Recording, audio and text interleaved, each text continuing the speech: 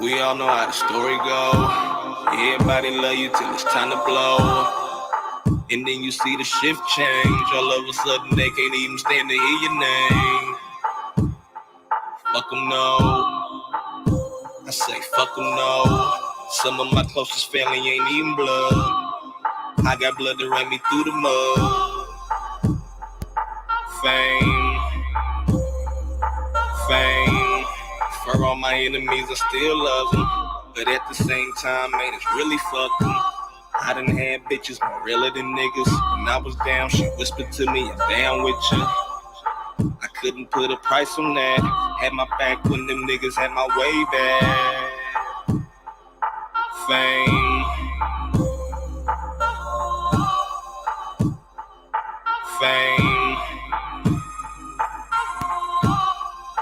Swear it's hard to keep my mind. Sometimes I wonder, is it worth the grind? I ask God to protect me from all my enemies. I ended up losing all of my friends eventually. Fuck them no. I say fuck them no. Get a little money and they say you changed. But when you eating with me too, why should we stay the same? Fame. Tell me where the love go. I don't even know. Fuck them no. I say fuck them no. For all my enemies, I still love them. Put on my big boy jeans and keep trucking. Then they wonder why you don't come around no more. Couldn't see myself backtracking, no. That's when they get to talking that behind your back. Pillow talking to the bitch, he ain't respecting that. Where they do that at? Yeah. Where they do that at? Damn. Fuck them no. Fuck them no. Fame.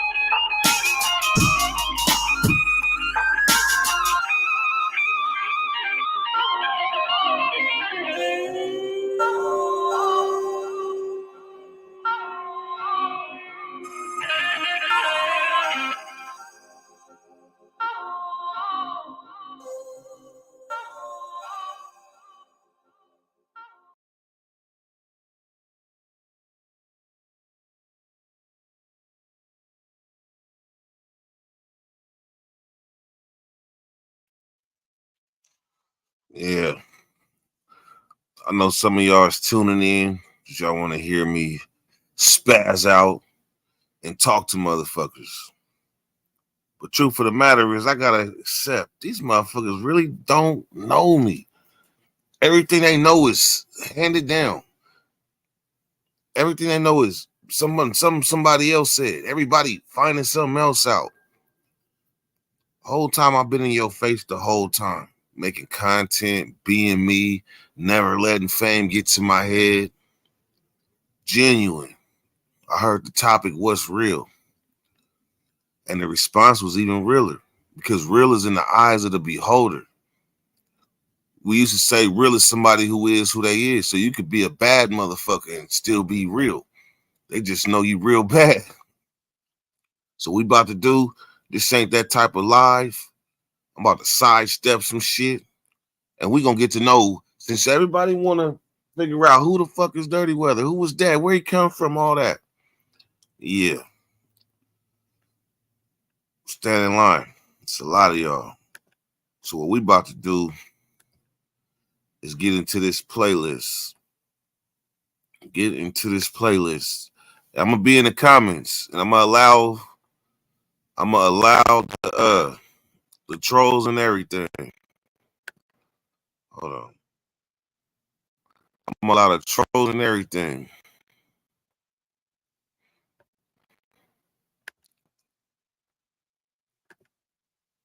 All right, now let me go find. What's up, CB?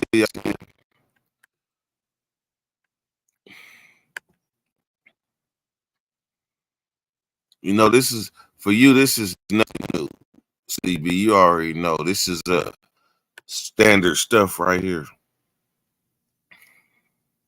and you know the stories. You know the stories, so we're gonna get into that, and we're gonna be live for the next few hours.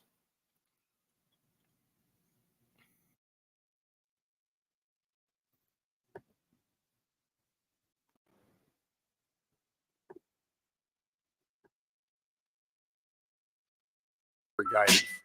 This led to getting locked up in juvenile hall, doing time in CYA, and eventually a 120-month sentence in federal prison. I had a lot of time to think and reflect during my federal sentence.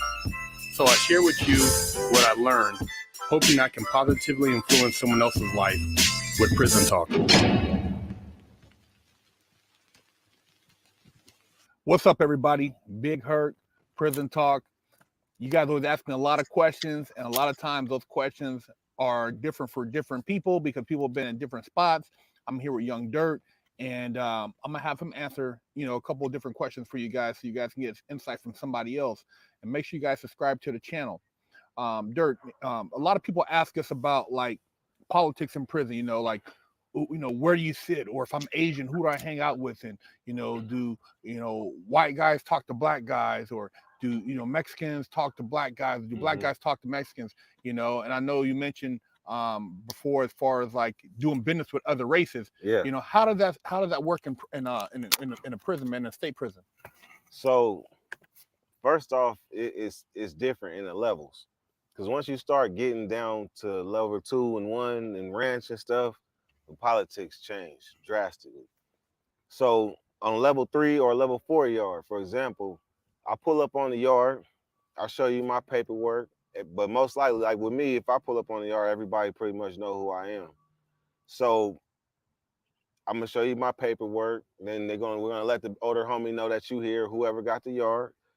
And then from there, you start asking questions. Whatever homie, whether you like, since I'm a blood, I'm gonna get out of LA blood. Actually, I'm gonna get out of black, period.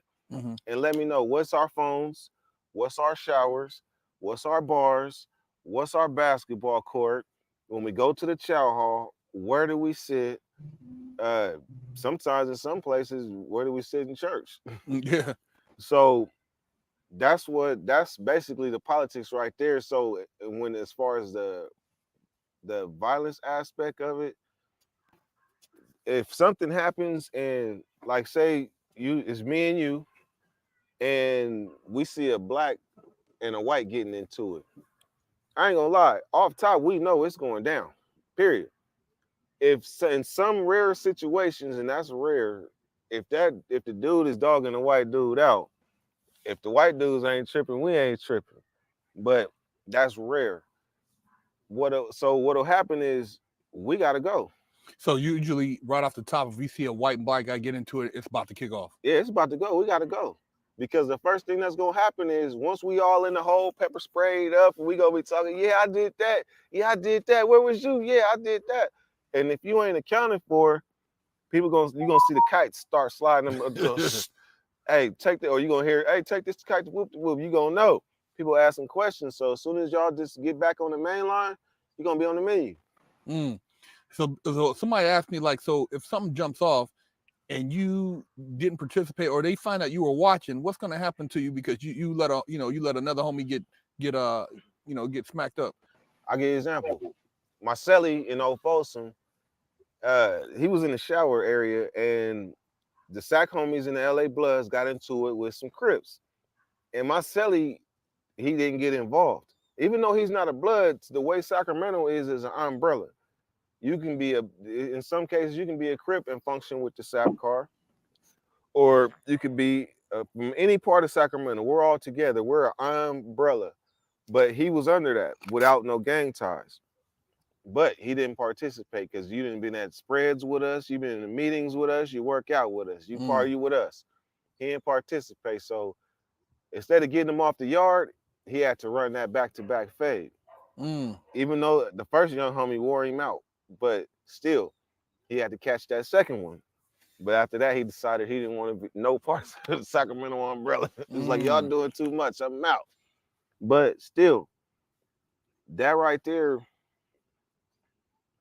as far as prison goes and politics, I played my part.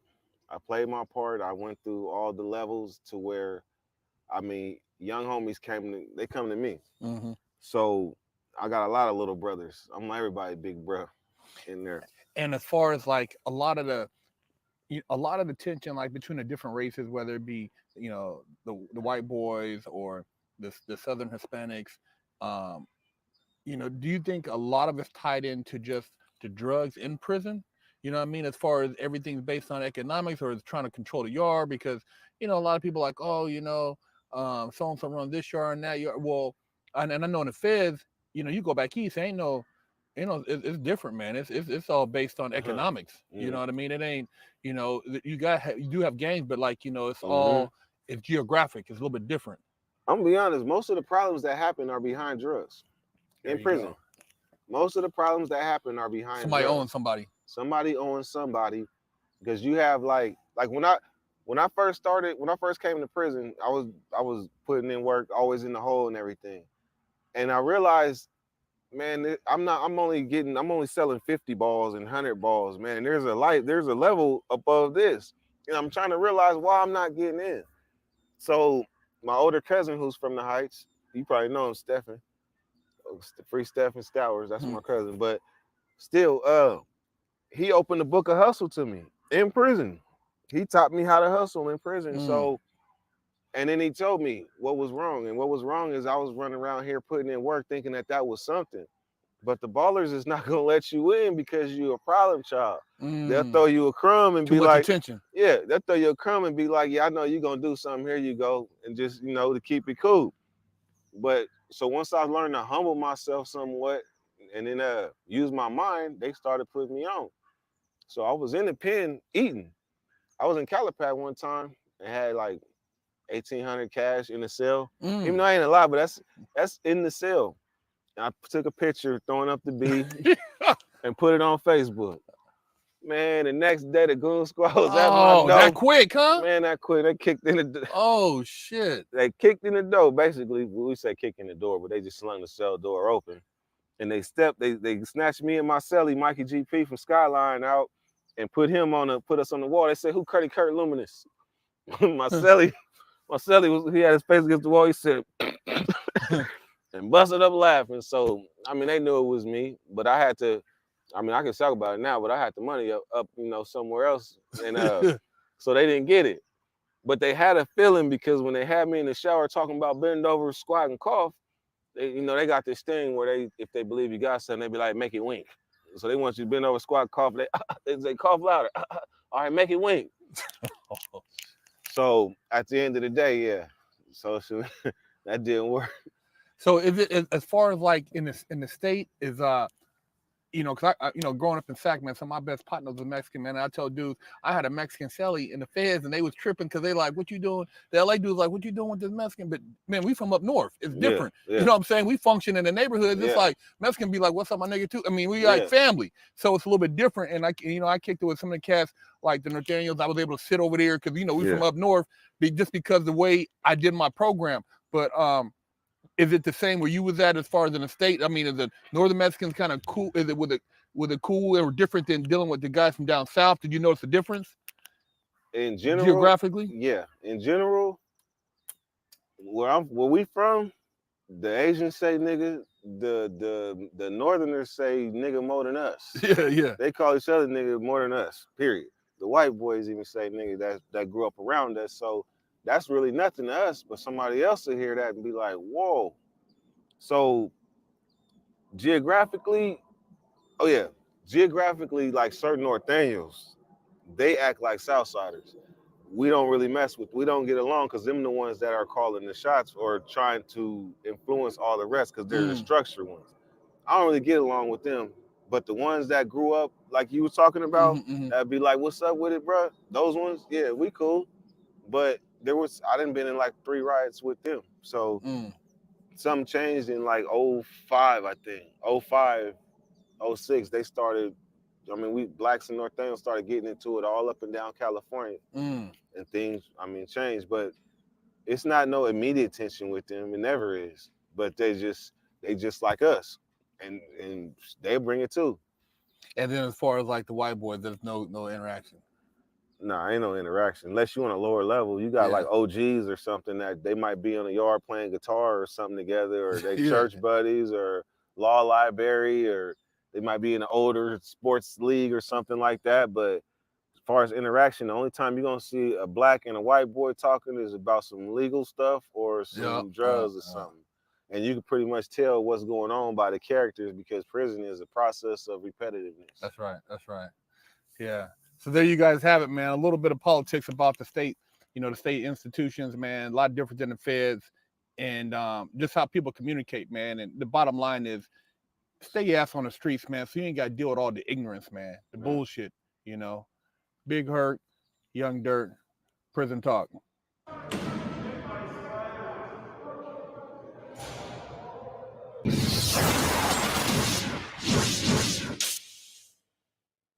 Lockdown's over. Get your yard time in. Exclusively at FreshOutSeries.com.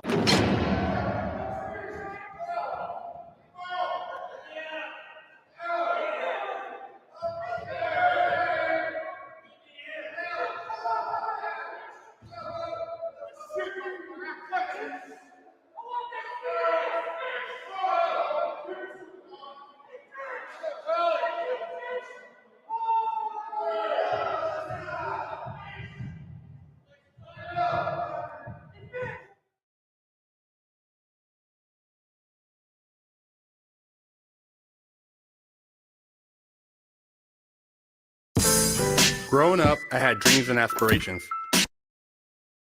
but always felt like the kid that didn't fit in.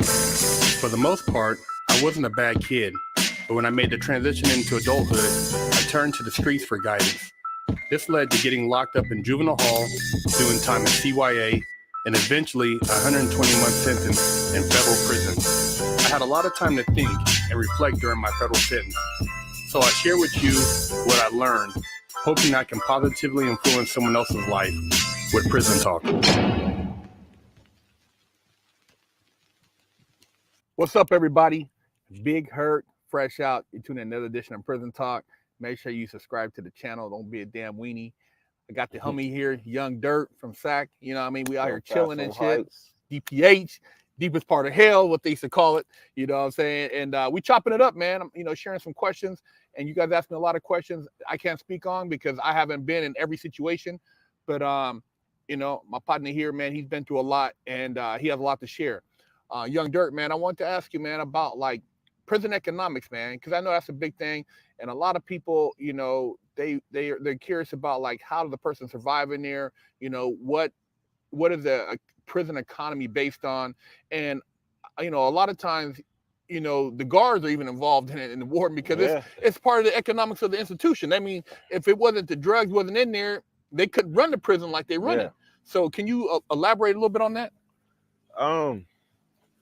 Without exposing too much, Yeah, we don't want to expose. I Let can- them figure it out. But I can tell you about my experiences, so you know, hopefully you get an idea. But basically, I'm a hustler by trade, so I do whatever it takes to, you know, achieve the best result. So I was in there. I sold crystal, I sold weed, I sold heroin, whatever it was, because that's what makes the yard go. Because you have a yard of miserable, mad people looking for an escape, and they have jobs like PIA jobs. I mean, they making big money. And what is the PIA job? Prison Industries There Authority. you go. So basically, that's It's like unicorn the feds. right. So because on the yard, you'll get a regular trade job, you're gonna make 14 cents. But you get a PIA job, you're gonna be making 50, 60. Some people make $1 an hour. So, and that's where the money is. If they're bringing in 150 a month and they got a habit, I'm gonna find out. So whatever your habit is, I want to make sure I can help you. So basically, I brought that mentality out here. I want to do it. I want to take that mentality, that whole chassis, and use it for something positive out here. Because people always told me in there, man, you hustle pretty damn good. You good, but you need to be doing legal stuff. So that's why I came out here trying to do it legal. So you were able to take a lot of the skill set you had learned as far as just through hustling in prison to make ends meet, and you basically it's just flipping it out here to the legit world. Yes, because you're a businessman. In prison, I had to deal with Southsiders, whites, Bay Area. Now hold up. You're saying all these different races now. When it comes to drugs, everybody dealing with everybody. Everybody dealing with everybody. So it's a little different. So you got to be able to speak many different languages and be able to communicate effectively with these other races, because at any given time it can go bad.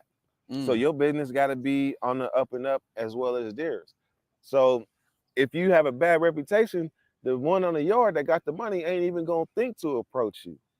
But if you got an up and up person, I mean, if you got an up and up name, because prison is about respect, then they'll find that the money will find its way to itself. So I did all right. So on an average prison yard, how much money you think is flowing through there, man? Man, hundreds of thousands. Hundreds A of month. thousands. Hundreds of thousands. and I tell people all the time, they like, well, you know, they bring it in through this and that. Where I'm not gonna get into, you guys figure out that part. But I mean, how involved are the people who work, the staff? They just as involved as the people. I mean, yeah, because selling it. Like I say, money talk. There you go. Money talking. Everybody ain't strong enough to resist it as others. So, hey, that's how they do it. Like I mean, phones is taxing right now. I talked to the homie in Salinas the other day. He was like, man, they like 2,500. Damn. I'm like, 2,500. I said, well, how much a flip phone go for? We talking about the old school flip phones. They're like 1,500. Damn. So motherfucker with a phone up in there, he doing big things. I stayed with a phone. It's like we're removed from this, and this is some new stuff too. They just passed legislation. I talked to the homie this morning. No good. And basically, he said that they passed legislation where they're not going to deny people that have life sentences that are getting out. They're not going to deny you from getting out for a cell phone, for trying to reach out and talk to your loved ones. Yeah, because communication. There was a time when they was banging us. We would get caught with phones in there. They was banging us and making us do 120 days that we can't get back. But like some write-ups, like 90 days or less, you can get the time back. But 120 days and better, you're not getting that back. So add that on to your sentence. And how important is that communication, man? I tell people all the time, a letter, communicate with somebody, that might be something that says yay or nay as far as you say on the yard one day, fuck it. You know what I mean? Yeah. That's the turning point. Yeah, it is. And the thing is, letter writing is outdated now. Let it ride and outdated. So in order for us to keep up and be able to communicate effectively with our loved ones on the streets, you have to find somebody with a phone, or you have to get the money to get your own phone. It's now you're not in there, damn near you're not living. You're like in a throwback prison 1970, 80 penitentiary lifestyle if you don't have access to no phone. So damn near everybody's got to have something as far as just to stay up to date with technology. What's going on in the world, huh? Yeah, that's having a phone in there is basic. Wow. That's basic. I done had 3 at one time and had to musical phone Oh, with different cells. oh shit. So there you guys have it, man. I mean, you ask a lot about, economics, and I know, like, a lot of people think that just because you went through some hard times, you're not supposed to have bounce back, man. Like, people are like, Big Herc, you always talk about hustling. Why don't you talk about getting a job? I'm like, dude, why are you watching the channel? You know what I'm saying? Mhm. You mad because you out here and you got this guy who done popped out here, a young man like yourself, intelligent, who's getting it. And you want, it's like they want you to be riding a Greyhound bus. They want you to be busted when you get out here, Yeah. but that's not you. Yeah. So, and here's a sad reality. When I came home at 33 years old, mentally, I was probably like 23, 24. Mm. And I found myself sleeping on my mama floor with my wife, trying to figure it out. And it took me almost 10 months to figure it out.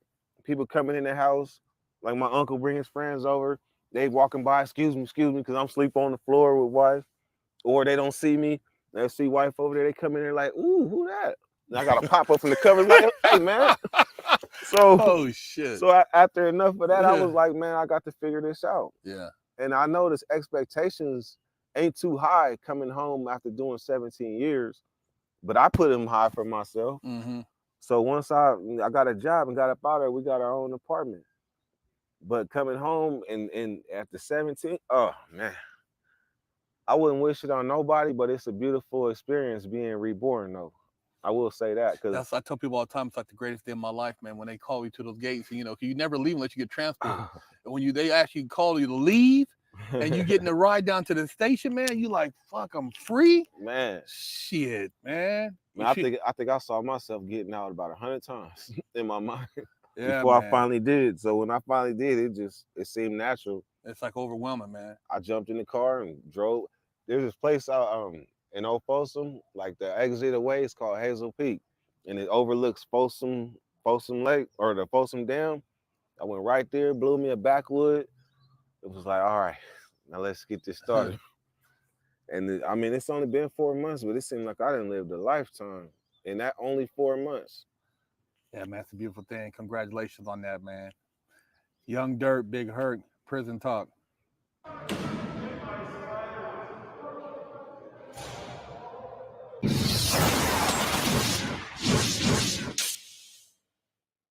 Lockdown's over.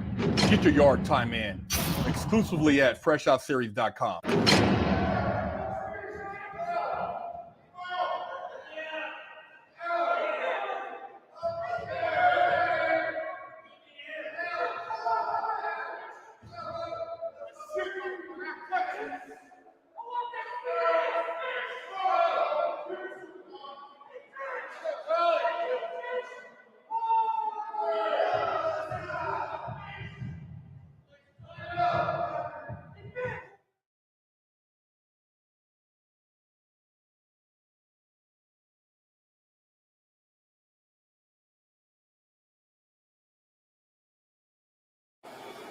In prison, we ain't had no rolling papers. So we got tobacco, weed, all the shit up in there when we had it. But this is what we call rolling papers. See that toilet paper roll. This paper right here, we call it 415. Yeah, 415. And you take it and you roll your little square, tear your little square this off, and you roll your cigarette in that. Now I done fucked off hella lung cells and all that shit, or lung whatever the hell, because I blew with this shit for many years. That's crazy.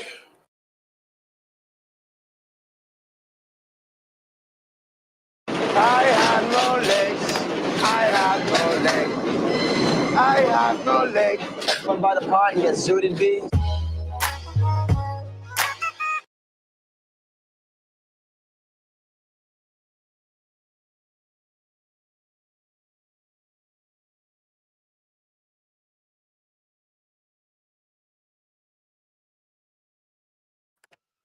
All right, before we get into this next round of videos, man, these videos are old to some, like Drina say. They old to some, but they new to a lot.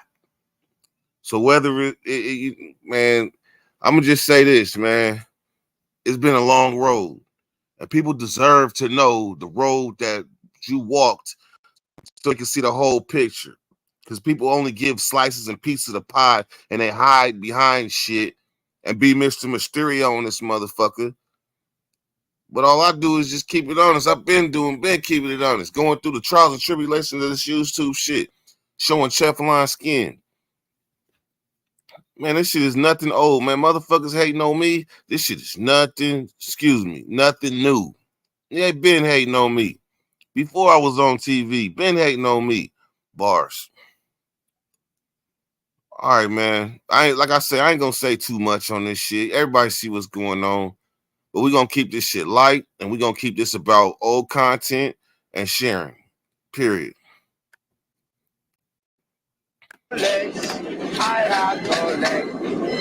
I have no leg. Come by the pot and get zooted, B.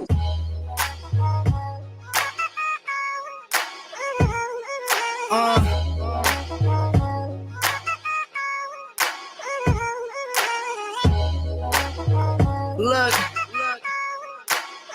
good evening. Yeah.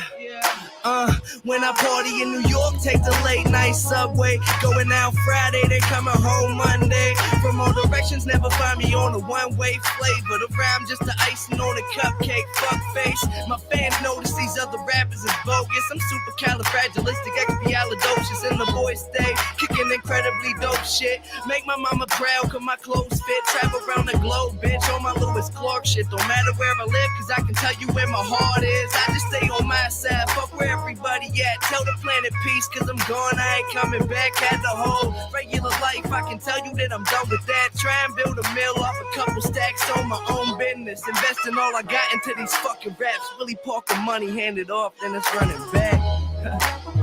Hey yo, you fuck with that? You gotta fuck with that. You in love with that? Look, Mac Miller.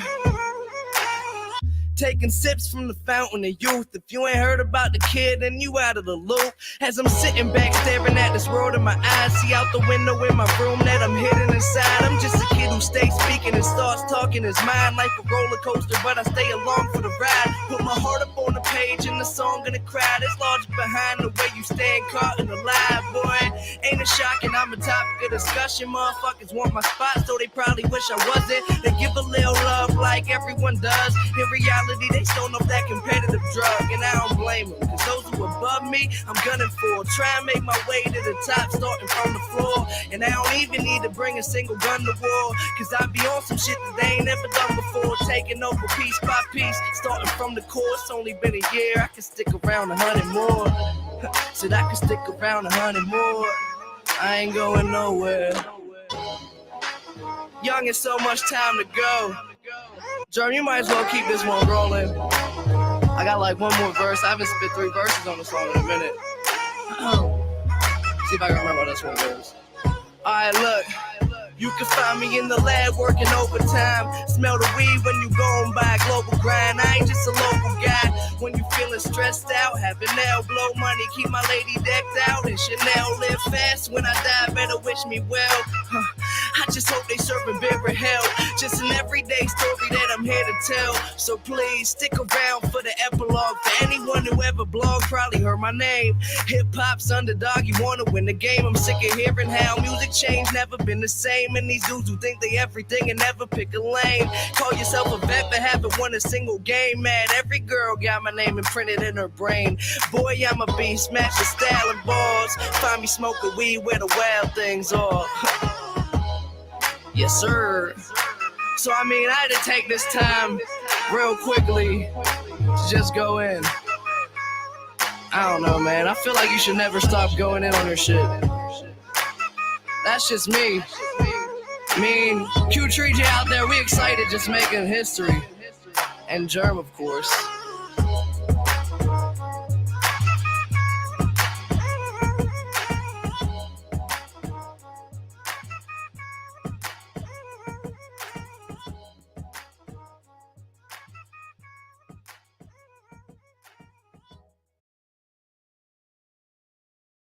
From just, you know, one you were to and from another. So I understand that a lot of his folks ain't out here in Sacramento. So I'm gonna pay respects for his folks that's out here right now still. Let me get this flower for him right quick.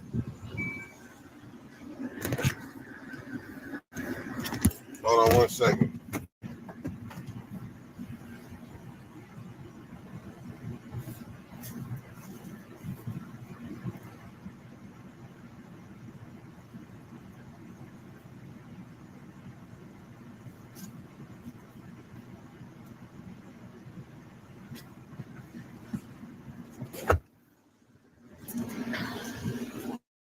So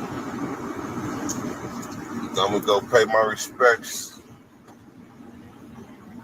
So motherfuckers can't say Sacramento be on no funnies. It's unfortunate what happened though, regardless of the fact. It's unfortunate.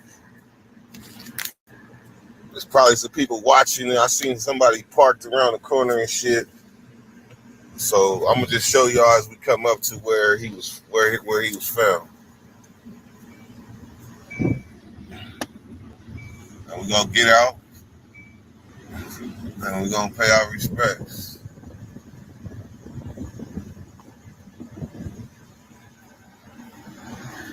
It's 14th and L.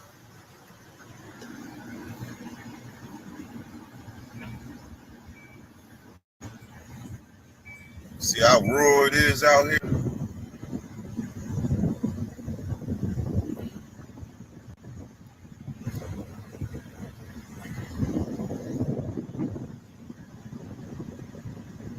Shit crazy.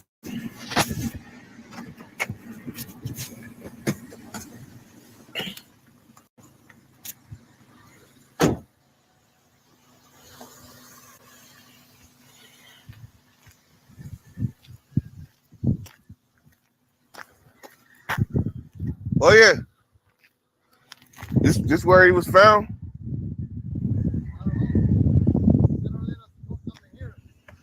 I see yellow tape right there and yellow tape right here. Okay, you mind if I walk up to the yellow tape? Yeah. I just wanted to leave some flowers, man. Star or what? They found a black. Oh, they found him in his car? No, what's the car here? Then find him over there. Oh, they found him over there? Yeah. What's a fucking Tesla? Oh, Tesla? Yeah, Oh, shit. Tesla.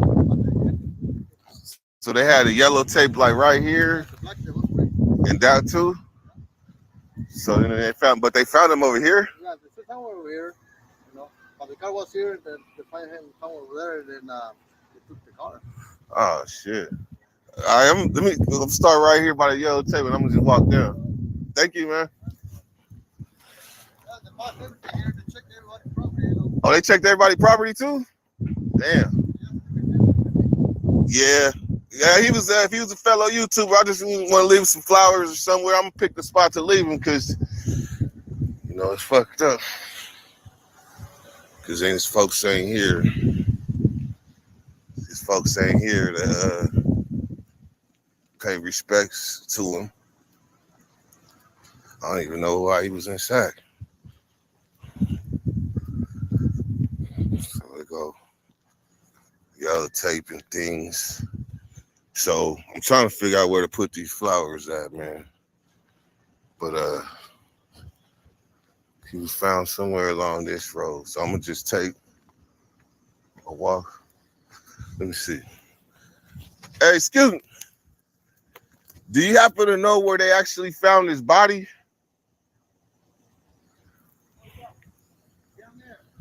Like right before you turn?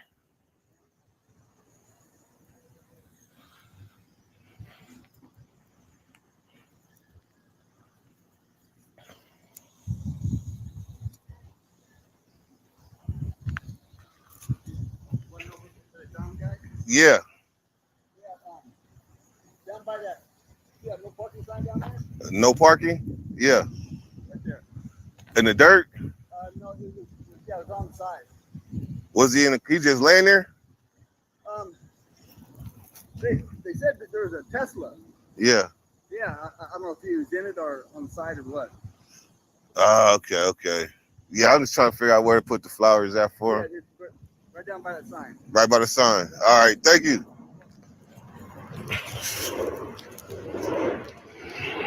All right.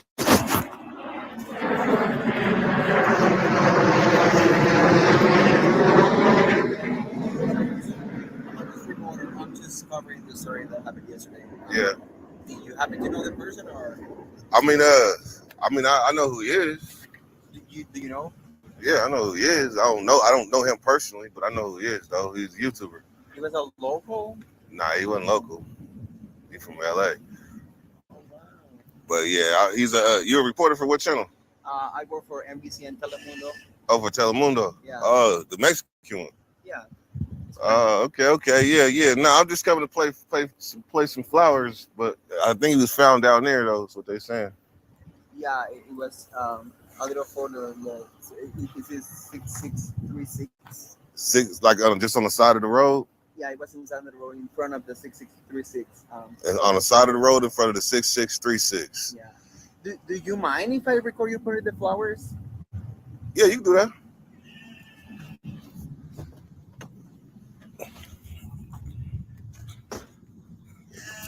Got me up. Telemundo. I'm gonna make the Mexican news. Yeah, you will be. Oh hell. How did you get to know? I mean, who was the person? You have to get that. I mean, he's a YouTuber, so he kind of famous in a sense. So you got a long way to go. But there's plenty of information out there already. I'm just playing respects because his folks is not from where I'm from. His folks is from LA. Oh, okay. So you follow him on YouTube? Oh yeah, I follow him. He follow me. Oh, you're a YouTuber too? I'm a YouTuber too. Oh wow. So this whole street was blocked off. Yeah. Oh wait, right here? So yeah, this is where the detective told us that he was found. Okay. Oh, they did say no parking. They said a no parking sign. So that means he was found like right here. Oh no, there go the blood right here. That's blood. So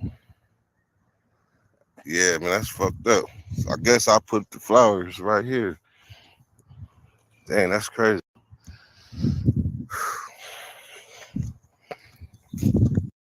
Oh man, rest in peace, S-Bone, man.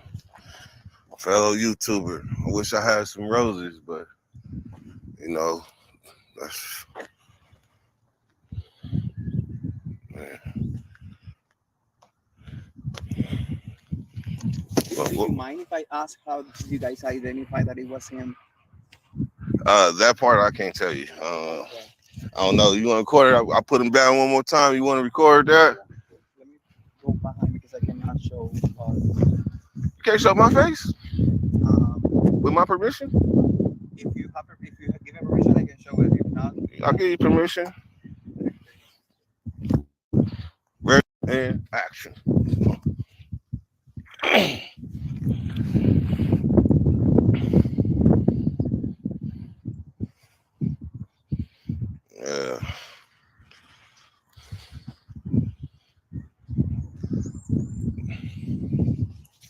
if you mind, I mean, if you want to, like giving me your impression, like, you know, how you guys feel, since you mentioned that you know the internet, um, just like an opinion of, you know, what happened. Nah, I don't got no opinion. I don't know what happened to him. Not on that. Just I could speak on his character. He was a good dude. How can I find him on YouTube? Type in S-Bone. What is the name? S-Bone. Curbside TV. 40 Crib.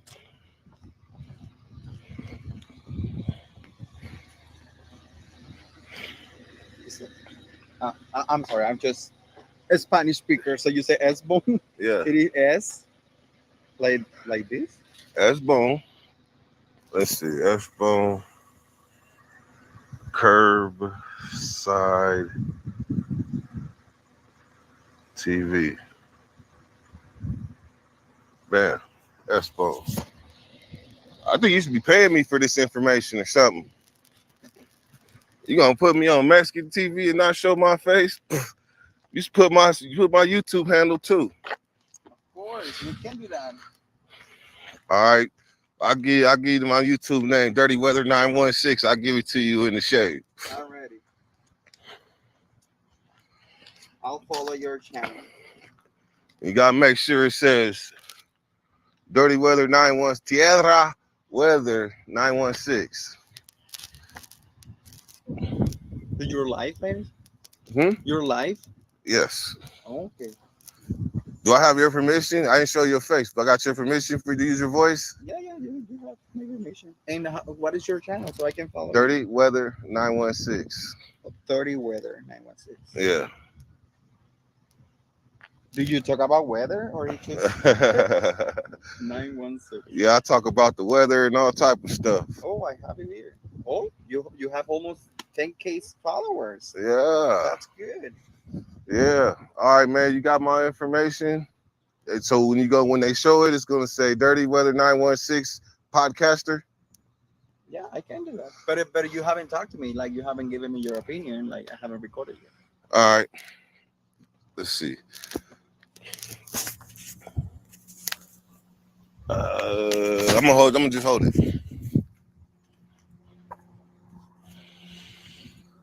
Do you want to talk? Yeah. Okay, cool. Good. And I got my witnesses here. Make sure I ain't say nothing out of pocket. All right. Just talk to me, not the camera. And just, you know, like I said, tell me your thoughts, your opinion of what happened. You said you didn't want to share how you find out, but how you feel. I'm gonna just say like S-Bone, he was a good dude. Like I've been in this YouTube game a long time, and since like 2018, he came around YouTube in 2020, and he's made his imprint, and he got the respect and the love from a lot of people.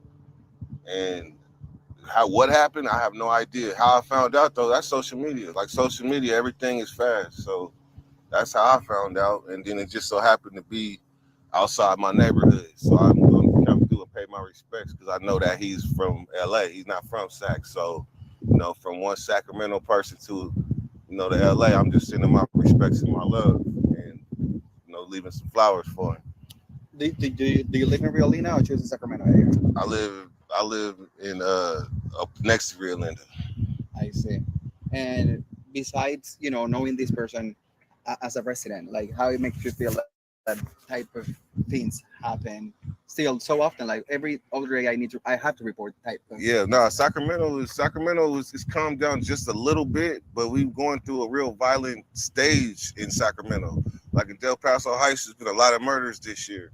And so for this to happen out here, it kind of can get swept under the rug. A lot of people probably they'll never even hear about this, but because of social media, hey, this is how this is how I ended up here. And how it makes you feel as a resident? Are you worried? Are you concerned? Are you? Hey, it's one day at a time. You gotta keep it doing what you're doing. And I mean, as a resident, I'm not a resident of this area, and this area traditionally, growing up, like it was traditionally like whites majority. This is a country rural area. You see this right here? That is a big ass spider that was about to drop on me in the middle of an interview. You see it? Yeah. Out the tree. What? crazy. Yeah, but anyhow, man, like I say, man, it concerns me though because this is Sacramento City I love very much. So yeah. All right. Thank you, sir, for sharing that. And yeah, I'll put that as your name, Trustcaster. Dirty Weather Dirty Weather. 916. Yeah. All right, man. I appreciate Sure. you. Yeah, All right, nice man. meeting you. All right, man. Nice meeting you. Let me share my card with you. Okay, cool. Hey, so you just out here sitting, waiting for somebody to come by? Kind of. I talked to the guy inside. But yeah. All right, sir. All right, man. Hey, what time is it gonna be on? 5 and 6 Tonight? Oh shit! Now, Dirty then went international. Telemundo. It's crazy. Let's walk back by the situation. What happened one more time? I was sitting here letting the car run. Wish I had more flowers and shit though, man. I do, or a blunt or something. But you see how rural this is though?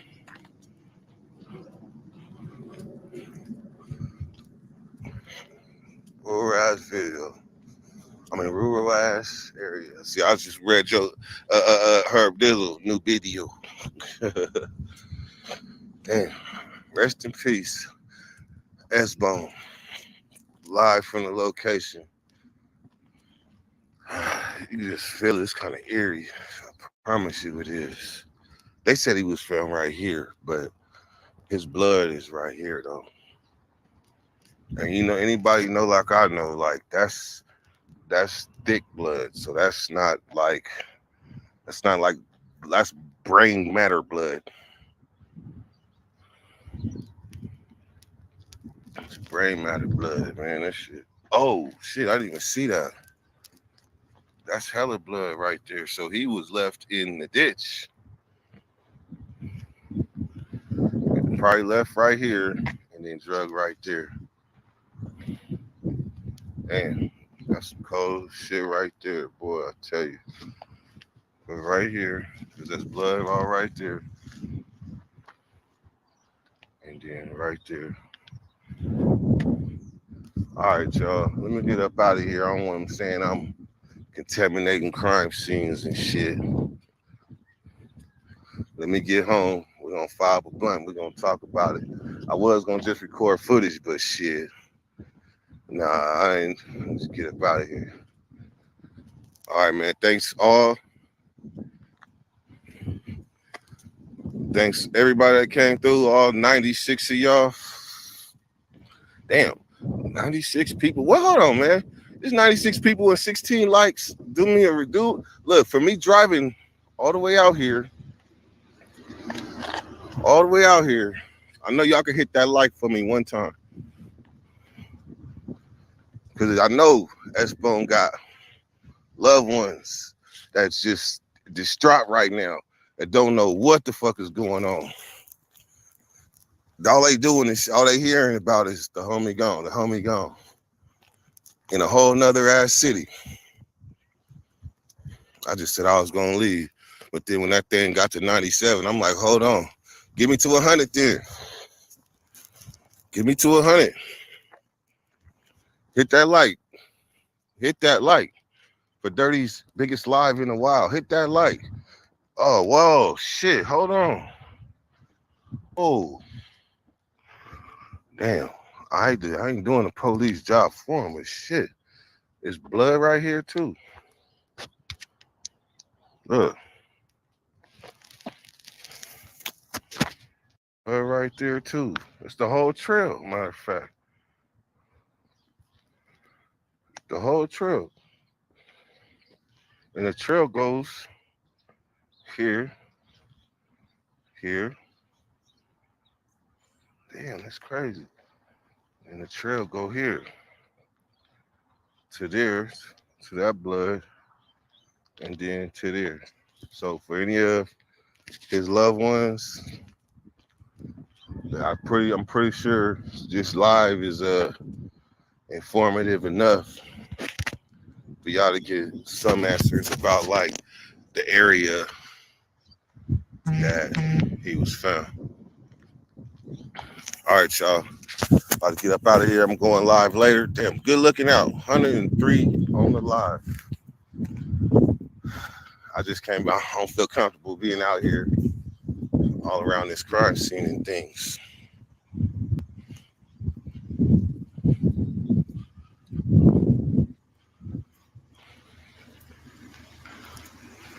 What's the name of this area?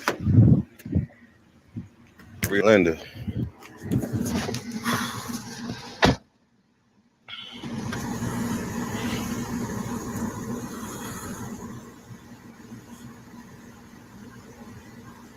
Oh man, what around nobody good looking out. Telemundo say who or what found his body? Who found his body? Nah, not that nah.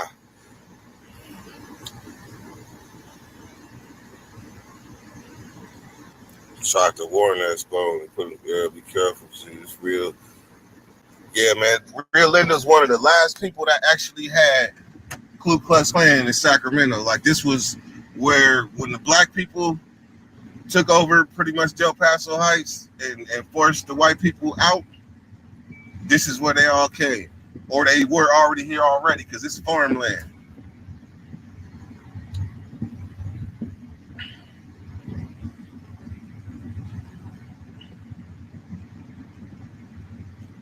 All right, man. I'm gonna go live at about 2:30. 2:30. Be ready for me.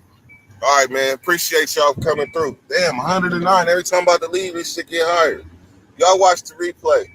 All right, man. Dirty. Go.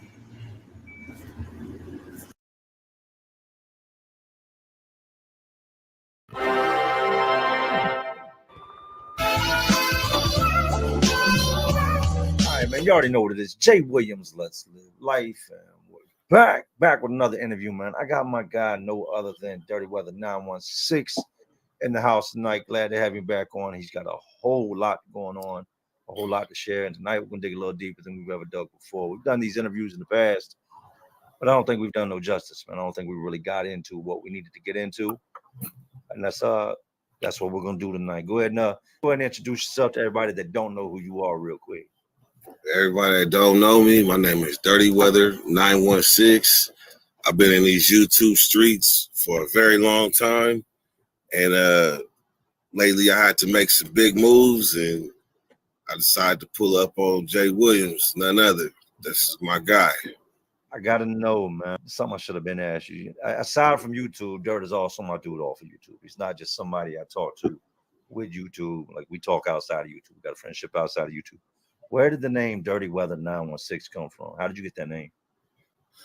I'm gonna say that the 916 came later, but Dirty Weather was my rap name in 2014.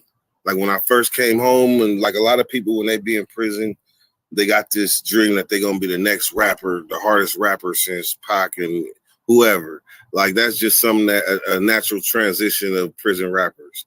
So when I came home, my name was Kurt Luminous, and I recorded no songs under that name, but I realized that it really didn't really speak to what I was trying to get to, what described my personality.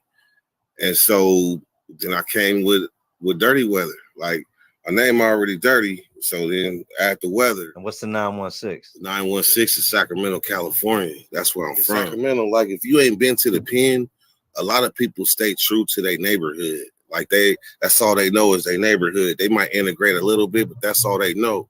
But what happens is when you go to the pen, all that, this hood, that go out the window.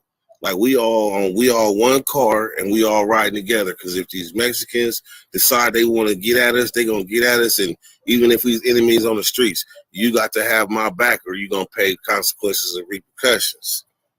So is it other dudes I would run into that would have 916 attached to them? Because I know, shout out to the homie Nate Dogg 916.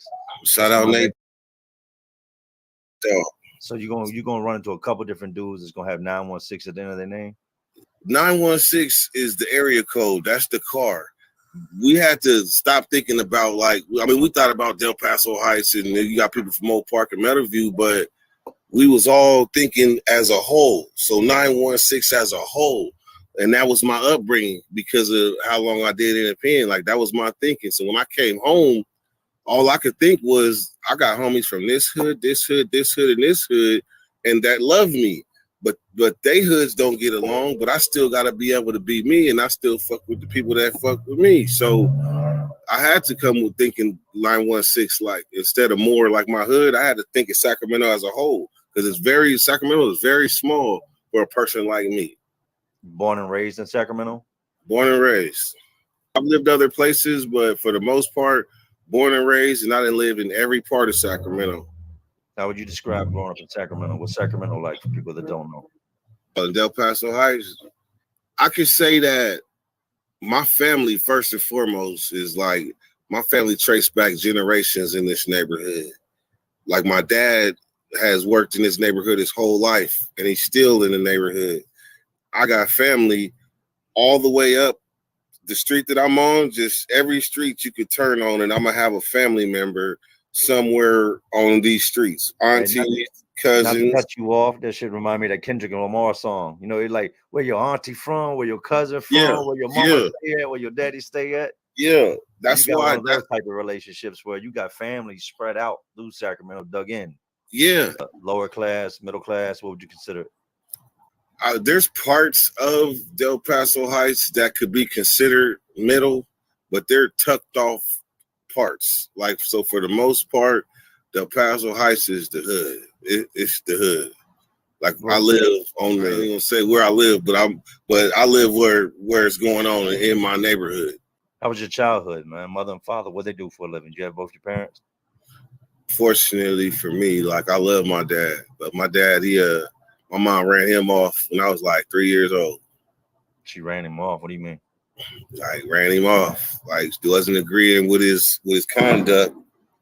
Wasn't agreeing with his conduct and gave him the boot. So he chose the other life instead of y'all, and your mom wasn't having it. Nah, I don't think he had a choice in the matter because it was get gone. And then from there, choice. We kind of all, I think, to an extent, we all kind of got a choice, man. He could have, if your mom ran him off, that means he was doing things he should have been doing, correct? True story. And he's got a family at home, so it's like you can get with this or you can get with that. Yeah, but he had another family too, though, and that kind of was the issue. Oh, that's a big issue. That's a big issue. Your mom can't just hard to accept a whole nother family and another woman. Yeah, and they wasn't seeing eye to eye, so it was a sticky situation. Just you and your mom? Me, my mom's, and my sister. And I got a little brother that was born a little later. But for the most part, once Pops was gone, it was me and sis to the neck. You a good kid or a bad kid, man? Who was a little dirty? There was something wrong with me. By the age of, like, the first time I did something where it seemed like I was going the wrong way. Like, in my little second grade class, like, they had a thing of marbles. Like, if every student came for attendance, they put one marble in the bowl. And then when all the marbles is gone, then we having a pizza party. But I was the king of marbles at my school. So I got a little low. I needed some more marbles. So I actually sat my second grade ass, plotted the lick out, grabbed the pencils. You know, it was elementary, so they got two doors. Mm-hmm. The back door, though, I opened the door, put a pencil in there. And then when everybody went to lunch, I doubled back and filled my pockets with marbles. Next thing you know, my accomplice that was with me, he told on me. The teachers came to my house and told us, he told on you, we know what you did. If you give us the marbles back, we ain't tripping. Shit, I gave them marbles back hella fast. You continue to be friends with old boy? Yeah, until a certain point, all good things came to an end. And he had did some shit that was just too much. Like, that was the first time I went to juvenile hall. Fucking with that guy. Let's get into that, man. Your first lockup. How was that? How old were you? 9 years old. 9. You ain't even got hair on your balls yet, and you're in there with the big dogs. 9 years old. E-Unit. Kiefer. What was that trip about? I ended up going to hospitals and shit. Mm-hmm. Like before the age of 9, I had been in like 6 hospitals. It seemed like my mom couldn't control me because I'm coming home from school, first grade, second grade, and leaving my backpack on the porch, and I'm out until it's dark. So you're saying hospitals, like mental hospitals, not mental mental hospitals, not a health condition. You've been into like psych ward. They had the kids, the primary and the adolescents. What is going on with you, man? That has got you? You're a kid. You're supposed to be riding bicycles and playing backyard football. What's got you going on that you're going to psych hospitals as a kid? I don't know, man. I was rebelling. I'm telling you, I was rebelling. I was stealing from my mom. I wasn't coming home. I was running away, doing stuff that I to this day can't explain. Think they called for the psych ward, or you think your mom might just doing too much, Dirk? No, I think that I was doing too much and she felt she couldn't control me. And there were probably people in her ear saying, you need to do something because the stuff he's doing is not normal. He's not normal. My homeboy, I wanted to go fishing with my homeboy so bad that I planned I ran away early in the morning, ran away to his house with my fishing. How old are you?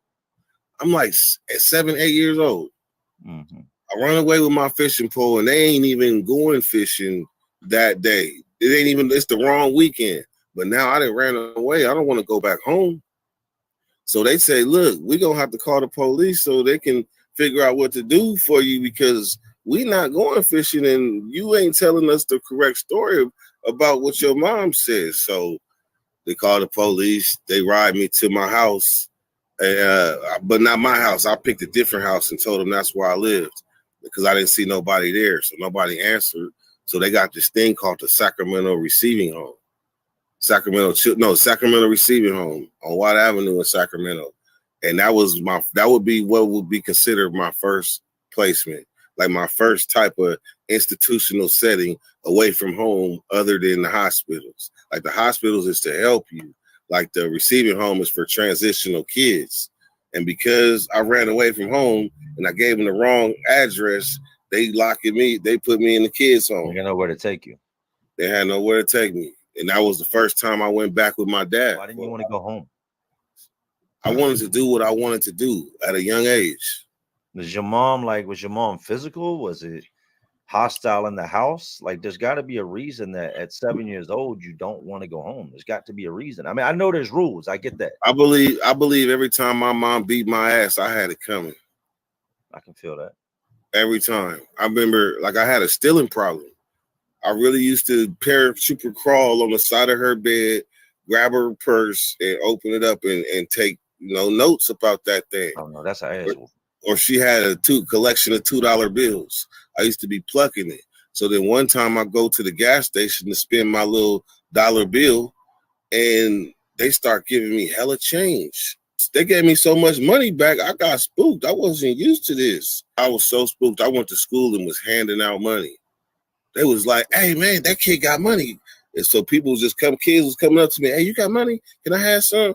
Because I was giving it away because I was so scared because I didn't understand why I stole a $100 bill from my mom. And when I got home, I'm telling you, I heard the belt going ding-a-ling-ling-ling. When the belt whip ding-a-ling, you hear it. You know it's coming anyway. Actually, normally she wouldn't beat me for it. She wouldn't beat me up for $1. But this is a $100 bill. This is different. So that motherfucker, she didn't even give me a chance to get settled in. Man, look, she came in swinging that thing, that belt. I ran up under the bed, right? You know how you just feel something just missing, like you was under something and you were safe, but then all of a sudden you look up and you can see the ceiling of the roof that you in. Like the bed was gone. She like one-armed the bed up off of me and towed into me to where my stepdad at the time, he had to come in and UFC stop it. Like, that's enough. He's had it. He's done. I never stole from my mama again. No, that was it. I stole from my grandma, and my grandma set me up and whooped me. And I stole from my mama, and she went poltergeist on me. And that was all it took. So how'd you end up in the detention home at 9? So that same friend where they called the police and sent me back home. Sent me in the police car. Friend.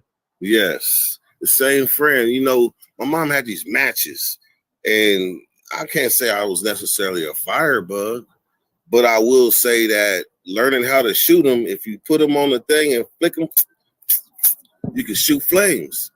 And so as kids, we got clubhouses in the field. I don't know if y'all got them where you from, but we had little clubhouses in the field that was really just like a hole, a big deep hole in the dirt. And that was our other house. Throw a board over top of it. Yeah, that was the house. That was the clubhouse. So next thing you know, we get to shooting them flames. And it seemed like a gust of wind. At the same time, it took his flame and it took my flame. And that shit roared up. Whoa. It's to the point where he took his shirt off. We trying to put this fire out. It's just not. It ain't working. It ain't working. So we start running. My partner running his house, and I'm running to my house. But they had already flagged the car down. That's walking on. He driving on the side of me in slow motion as I'm running. I'm running as fast as my little legs can carry me, but he just coasted. Like, where are you going? What are you doing? Where are you going? I'm like, leave me alone. Leave me alone. So I get to the house. I go in the house, close the door. I'm peeking out the curtain like, ooh. Oh, actually, there wasn't nothing there at first. But a little bit later, probably about like 10 minutes later, I looked out. It seemed like all the Sacramento PD was in front of my house. And they came and got me. You remember Boys in the Hood with the ooh, child things. I'm telling you, for a little kid, 9 years old, I didn't know what the fuck I didn't know what to expect.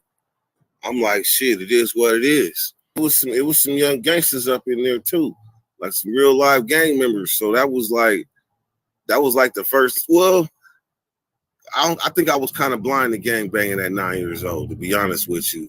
So it was like I had a bunch of big brothers, and I didn't know where the hell they was from. I just know that they had love for me because I was a little kid. You say you was blind, but you grew up in Cali, like, a place that's notorious for gangbanging. How can you be blind to gangbanging when it's all around you? Because my innocence was still intact until I went to started going to juvenile hall. My innocence was still intact. Like Colors, the movie Colors, I'm 5. We me and my partner 7, 8 years old talking about we're gonna be a blood today. We're gonna be a Crip today. We're gonna be a blood today. Like we 7, 8 years old. We don't know what it is. But come Boys in the Hood, then it was choices and decisions to be made in life. And so when you see or hear about people directly impacted by Boys in the Hood or Menace to Society, that it was my era entirely. So when did you really? Because it sounds like at 9 you kind of you was experimenting, playing with fire. How long would it be before you found yourself locked back up in the detention center? I stayed in juvenile hall, right, for about 3 months until finally me and my lawyer, we had social workers. With my social worker, we had an agreement. Like once I get home, nigga, she gonna give me a candy bar. So all I could think about as my 9-year-old self is when I get free, I'm gonna get this candy bar. And so when the time came and I thought they was gonna let me out, the DA is this dude in a wheelchair. He's paralyzed. If people from Sacramento may know this dude. This dude can't move nothing but his chin. So he come in the courtroom. This motherfucker said he wanted me locked up until I was 18 years old because he felt I was going to be responsible for many people being killed. They said I displayed the traits of basically an arsonist. This motherfucker really was pushing this hard on me. And my social worker, she broke down. Like, the moments in the movies where it gets dramatic. She slammed her hand down. He's just a child. I was like on cue, wasn't it? It was like, he's just a child. Man, and they all felt her because it was a room full of men. They was like, all right, we're going to let him go to MAC. MAC is the Morgan. It later turned to William Morgan Alternative Center. Basically, it was like a center with boys and girls all the way up to like 17 years old. But I'm 9 years old. And I'm telling you, I'm about to tell you something that you probably can't even wrap your mind around. But I'm the only person in the history of niggadom that tried to run away from MAC back to juvenile hall. I didn't even know where juvenile hall was. I just knew it was that way. And I sat there, I plotted my little escape. Because literally, if you run up the street around the corner, you're in a neighborhood. So people had their folks waiting for them, and they hit the door. If you knew somebody on the back streets, you could hit the fence, and because the fence connects to that street's backyards. It's broad daylight, probably like 10, 11 in the morning. I hit the door, running as fast as my little legs can carry me. I promise I looked back and seen the staff in full stride. I didn't even make it that far. That motherfucker dove, tackled me, and threw me over his shoulder like you know, like a little kid with my little legs kicking. Threw me over and walked me back. And they sat down and talked to me. And even the other kids that was there talked to me like, what's wrong with you? Why would you run away back to juvenile hall? Do you even know where it was? I said, no, I just know it's that way. You was really trying to go back to the detention center?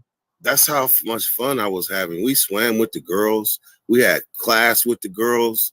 Like we had parties, pizza parties, with popcorn parties with the girls. Like it was, and they all treated me like I was some treated me like I was a son. Some treated me like I don't know. I think they thought I was adorable. And the group home come and get me, and I'm in group homes from the age of like 10 to like, well, it's easier if I do it by school. So I was in group homes from the 5th grade to the 6th grade. But I was so used to being away from home that I promise you, they had to trick me. I was used to go on passes at my mom's house and stuff, but they had to trick me to get me to go back home with my mom. Not that it was that bad, but I was basically making my own decisions, being an 11-year-old kid, 12-year-old kid in these group homes. And it's older kids that I'm learning from. And they picking on me and shit, but I'm learning from these older kids. So then finally about 13, I was done. I was done with the group homes. I was pretty much done with them. They literally kicked me out, sent me back to my mom. They was like, yeah, the second time I was at group homes, they both had to trick me home. And the last time, that I thought it was gonna be a regular pass, like a regular group home pass. Regular weekend pass. Hell nah. I got home. They was like, when I got out the car, they was like, yeah, you know this for good, right? Yeah. We're gonna be bringing your stuff a little bit later, because they knew I didn't want to go. I was having girlfriends and stuff. Like I was really enveloped in this group home life, but that was the brainwashing of a child at a young age. You remember when I said my innocence was lost? That's why I was lost, from being on my own in a sense. So when I came back home, you know, I was a different boy. And I'm starting the 9th grade. So I'm in high school now, and I done been in juvenile hall 2-3 times. I done been in group home. So now it's like, what can you tell me? Mm-hmm. You know, you're the only person, man. And I've done a lot of interviews. You're the only person I've ever interviewed that wanted to stay, that didn't want to go home. Every single person I've ever talked to, including myself, man, I just wanted to go home. I just wanted to go home. I was just a kid. I just wanted to go home. Mm-hmm. And you're the one person out of everybody I've ever talked to that wanted to stay. During that group home stint where I was running away, and one of the times I went back to juvenile hall was for assaulting staff. On a weird story, I'll tell that one another time. But there was a time I wanted to. I had ran away 3 days in a row from this group home, like 3 days, like for no reason, just running away. I had another white partner there named Josh. He was my partner in crime. So it's like every day that we ran away, we would stretch a little bit further. Now I don't know how to ride the bus in my town, in my city, because I'm only 11 years old. I don't know how to ride the bus, but we just stole the group home's allowance money. They had like a kitty box. We just stole the kitty box, everybody allowance, and did it moving. So we jump on one bus, and I just asked the bus driver questions, like, how do I get to here? So she said, stay on this bus. And like I said earlier, this interview is going to come equipped with the and whistles. So we ride the bus. Long story short, we get to my mom's house. Like, I've been in these group homes for like months and months and months. My mom was on the phone. She opened the door. She was like, I don't believe it. And I was sitting there literally then ran away from way across town and made it back home. She knew I couldn't stay. I knew I couldn't stay. We came up with the stupidest story. Can you picture this? Like, we go to the ER. The goal is for him to say that he was getting abused at the group home, and I was too, and my back hurt. So we pull up to the ER. We literally is walking in the parking lot. She helping him like he can't breathe. He hyperventilating. I'm walking behind him with my hand on my back like I could barely walk. They run him straight to the back of the ER like he's having heart stuff. Take him straight to the back. You know, I sit down at the chair. They come and talk to me, hand on my back. Man, look, the police showed up at the ER. We already knew what time it was. They knew what time it was. They took us back to that group home so fast. I got to see my mom, but she had to respect my movement from then. So when I say again, innocence lost, it's stunts like that at a young age that make you stronger than other people that would be in my weight class as far as age. Like I wasn't the average 12-year-old. I The get average it. 13-year-old. I tell people, man, when you start getting locked up at a young age, it kind of desensitizes you. It takes away Straight the up. fear that a lot of other kids have, like the fear of consequence of getting in trouble. Like, oh, we can't do that because we're gonna get in trouble. When you start getting locked up at a young age, all that fear goes out the window Yeah. because you know where you're going. You've been there before. So Yeah. if you want to do something, it's just like, man, I want to steal a car. I'm gonna steal a car. Well, they gonna lock you up. I don't care. You know what I mean? I don't care. They're gonna take me back. I don't care. I get it. And the thing is, the progress was real. Like once I went to juvenile hall at that age, I mean, it was like I was coming to visit. It went from every 2 years to every year that I'm pulling up on juvenile hall. Fast forward, you turn 18. How long is it after 18 before you see jail? I didn't make it to 18. I was 17 when I got locked up. And they classified you as an adult? Tried me as an adult. How much time you get on that? 18 years. And you went away at 17 years old. 17 years old. For 18 years. You got to walk me through it. At 17 years old, what did you do that would make the Department of Corrections feel like they need to hold you for the next 18 years, man? Man, there's a such thing as called, I think I like to take credit for it, but I call That's it excessive sentencing. That's a 17-year-old. And if a life wasn't taken, unless y'all caught a body, that's a lot of time. So what's what's a 17-year-old? They was really trying to give me 42. Walk me through it. So basically, things coming at 18 years old in the county. Basically, he got me in some type of hole and my shoulder dislocated. Broke into this pawn shop in the mountains, and we take all the guns we could fit in these backpacks. Oh, he didn't punch him in the face because he told he hit him in the face. He really meant he stabbed him in the face. Mm-hmm. So I'm like, oh. Come out. Do you think you came out a better person? Up all over California. You got locked up here, locked up there. How in the hell do you end up on Steve Wilkos? But you recently was on TV again. Yeah. With season 8 of 60 Days In. Yeah.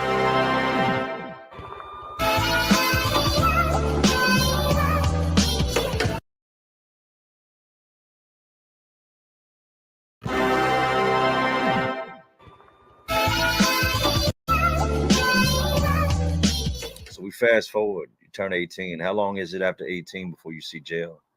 I didn't make it to 18. I was 17 when I got locked up. And they classified you as an adult?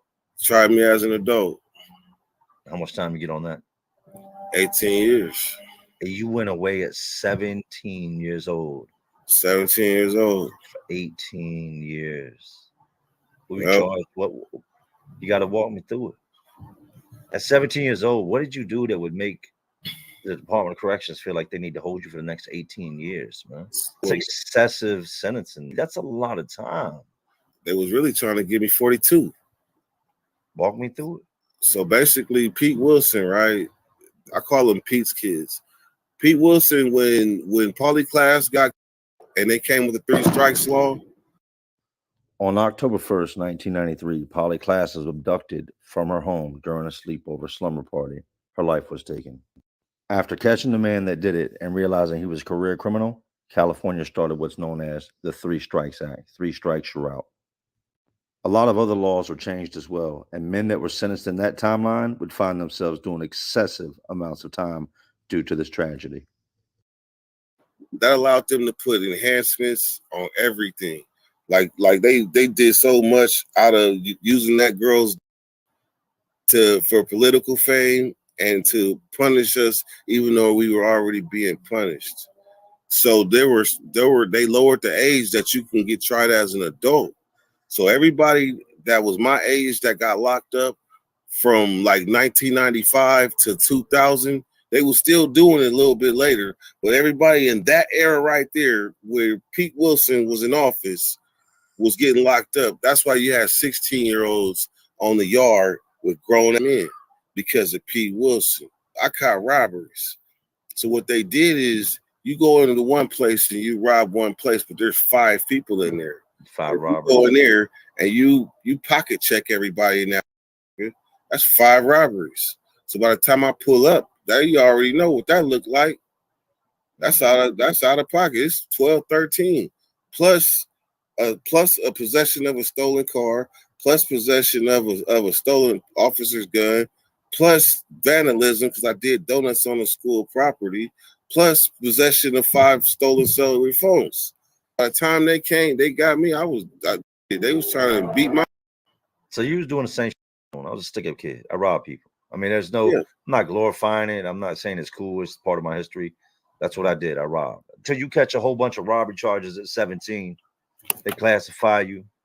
They send you away. Where do you go to? How was the county? Let's get into that first. How old are you now? Right now, I'm 43. Yeah, you same age as me. They send you to the county? County, yeah. I went from county. County was like I said, man, I was a learning experience for me. And the thing about it is you're going to make mistakes. You're going to make mistakes coming at 18 years old in the county. And the first mistake I made was one of my Crip partners that came from the streets was in the wrong dorm. But I'm being buddy because he's my partner on the streets. Like, oh, I'm going to change up on you now. They was doing automatic roll-up. They catch you, they packing you out, sending you to the other side. These motherfuckers turned the book and tried to tell me, you got to get your homie. They wanted me to remove my homie, my partner from the streets, who I know, like personally, first and last name, was locked up in girls' school with him. And they want me to get him just because of a Crip. I mean, it went against what I really felt inside, but I was outnumbered. And remember, I'm 18. I'm coming from juvenile hall. I ain't got no choice. So I go to the blinds and tell him, come to the blinds. He don't come to the blinds. He's like, nah, I ain't doing it. So when we go inside, he hit the blinds. Blinds is where you can catch that fade. Okay, it's the blind spots. And not get in trouble. So we go in the cell, he hit the button. So the next morning, I guess this dude was yelling out the door the whole night. Like, hey, that motherfucker right there, he didn't get that nigga. I ain't gonna disrespect Crips like that because I got a lot of Crip partners. But he didn't get that Crip dude. He didn't get him. So therefore, he won. So he gotta go. So they plotting on rolling me up, right? So when I come out to pan my tray down, I go to their door like, what y'all talk about? It was like, you didn't get him, so you gotta go, and your name is Dirty Kurt. Your name should be Dirty Bert. And I'm like, nah, my name is Dirty motherfucking Kurt. I'm on the menu now. I talk to my older homies. They try to talk for me. You know, I'm a little nervous. I ain't gonna lie. They try to talk for me. And so when we go to the door, they like, nah, we're not going for it. So I gotta take this fade. So the older homie give me a soap on the rope.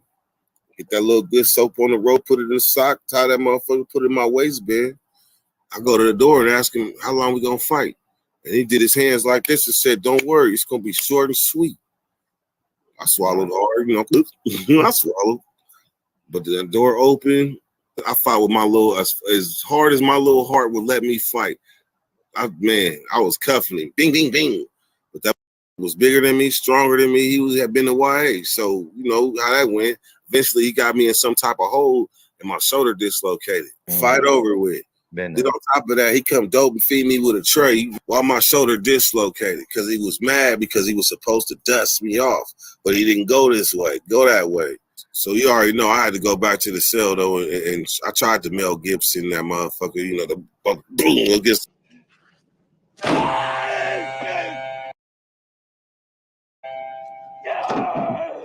I tried, but man, I had to hit the button, man. You don't never want to hit the button in my county jail. But I had to hit that motherfucking button. They came and got me. Asked what happened. I said I fell off the bunk. It was like, oh yeah, oh one of those, one of those, huh? Yeah. So they ended up moving me to the next floor. Now I'm established though. Like I'll fight. They know I'll at least fight. Next thing you know, I register a knockout on the second floor. After that, I'm realizing, okay, so now it's about respect. So as long as you fight, motherfuckers will leave you alone, kinda. And so one time, man, you know about that 2-for-1 thing. This is when I knew, like, I'm about to be a force to be reckoned with. And I hate to tell this stuff like I'm glorifying it, but I'm reliving it as I'm telling it. So, man, this motherfucker told me he had my 2-for-1, right? When the store come, he tried to slide me one up under the door. That motherfucker tried to say he wasn't gonna pay me. Shit. If y'all don't know, 2-for-1 is I give you one, you give me two back, or I give you two, you give me three back. It's all way of it's a hustle, man. Yes. Store Yes. instead of there being tax, like you pay Yes. $1.19 for a soda. Instead of paying tax on store day, bring me 2 sodas. And his was 2 for $3. So he got 2 of my items. All I know is my cellie explained to me because I blacked out. I went back to the cell, put 2 bars of soap in that sock, and was tying that motherfucker up. My cellie had his partner, and they was just chopping it up. They see my little young ass come in there and do that and get ready to walk back out the door. They grab me by my shirt. What you doing? I was like, man, this motherfucker ain't pay me. Man, listen here. The way they got at him, you know how that goes. That motherfucker came back, shoot, you know I was gonna pay you. I was just playing. But I'm not knowing. That's why I said I had to make mistakes to get to the mind frame where I was able to stand on my own and didn't need nobody. Because being young, coming through the system, like you need assistance. You need to know right from wrong. Because there's some youngsters that came in and made mistakes and they never recovered from them. All right, let's go to the sentencing. You get sentenced. How does that feel? I know this. Getting locked up saved my life. Getting locked up saved me from getting life, and getting locked up saved my life.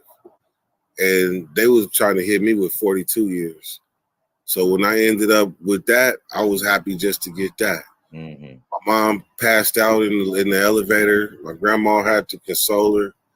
Like, it was a sad scene, for real. Like, in that courtroom, it was a sad scene. Because my mom seeing her baby she's seeing her baby just gone. I literally was on the highway to hell. Like, there was no stopping me. I had a list of things that I was going to do that had lined up that I was going to do. And then I had a list of things I was thinking about. It is a 99% chance that the things that I was going to do, I was going to do them. And I had a bank on that list. I had a lot of things on that list. And I had the guns to do it. We had broken into this pawn shop in the mountains. Stupidest thing ever. Bust the window, go in, and we take all the guns we could fit in these backpacks, including the Tommy gun. I didn't know it was a Tommy gun at the time. I was ignorant, even though the thing said Thompson's submachine guns, Thompson's World War II submachine gun. It was commemorative. But with that plus the other guns, we get back to Sacramento. We ready for war. What the fuck is we taking guns for? We should have took the damn jewelry. That was really worth a whole lot more. But I just say that to say where my mind frame was at 17 years old. So where do you go from county, man? And what year? From the county, I hit what they got something called the branch, which is RCCC out here. That's like the middle point between the county jail and Tracy, which is reception. So you got to stop before you hit reception. If you're gonna be there for a while, like you got to fight a charge, they'll send you out to RCCC, and then from RCCC, you'll that's where the bus will come from the pen and take you to the pen. Where'd you end up? I ended up in Tracy, 10 years old in Tracy, man. Straight off the bus to Tracy. Straight off the bus. They put me on the 3rd tier, right? They had it was a big dude. I don't forget his name, but I just know he bought me an ice cream. That was hella cool. But this motherfucker walking around in his boxers and shit, and I understand it's hot. and I'm in mine too, but I'm under the blanket, you know, trying to stay cool somehow. One pair, hold back up, man. One pair or two pair? Nah, two pair. Two, Okay, you know. okay. We don't do the singles. Okay, yeah, single. You freaky. Yeah, to be honest with you, it still was a little awkward because we weren't doing that where I came from. So anyhow, he tells me if I get on some medication, they'll move me to the first floor. It was so hot in Tracy. I'm talking about it's 100 and something inside the cells. It's too hot. Man, they took me, they put me on some Butterfinger BBs and put me on the first tier, right? The hell is back up? You talking crazy. What is a Butterfinger BB? Oh, that's my word for a pill, for pills. Okay. You know, remember they call them Skittles? Yeah. Skittles, okay. Butterfinger BB. People gonna be like, what is a Butterfinger BB? First thing I thought was little balls of Butterfingers. I love Butterfingers. You don't remember them? That's what I said, little Butterfinger BBs. yeah. I didn't know though. I instantly craved Butterfinger. So you went crazy. You went J-Cat on them and they put you on the first floor. Yeah, they put me on. So they giving me these little red pills, right? I ain't took them yet because I just got the order to be moved from the top tier because they're called heat meds. Like if you take a heat med and it's hot, you could die. So they try to put you where it's cool. Otherwise, you know, so that was the game though, to do that, to get moved off that third tier. Other than that, you're going to bake up there. So I'm on the first tier. And when they moved me in, like Marcelli, I don't see his hair. Like I only see his hair. And it kind of looked like a gorilla. And I see his forehead is hella black, right? But he ain't talking to me. So I'm moving my stuff on the thing. I'm feeling a little awkward in this motherfucker. So I get up on my bunk, man. I mind you, it's a little bit after dinner. My celly ain't said one word to me. One word. Then finally, when I wake up, I see a roach crawl right on my pillow. Like the roach was looking at me, eye level. I was like, what the fuck? I swatted it off and I hear him laugh. That's the first time I heard him make a sound. I heard him laugh.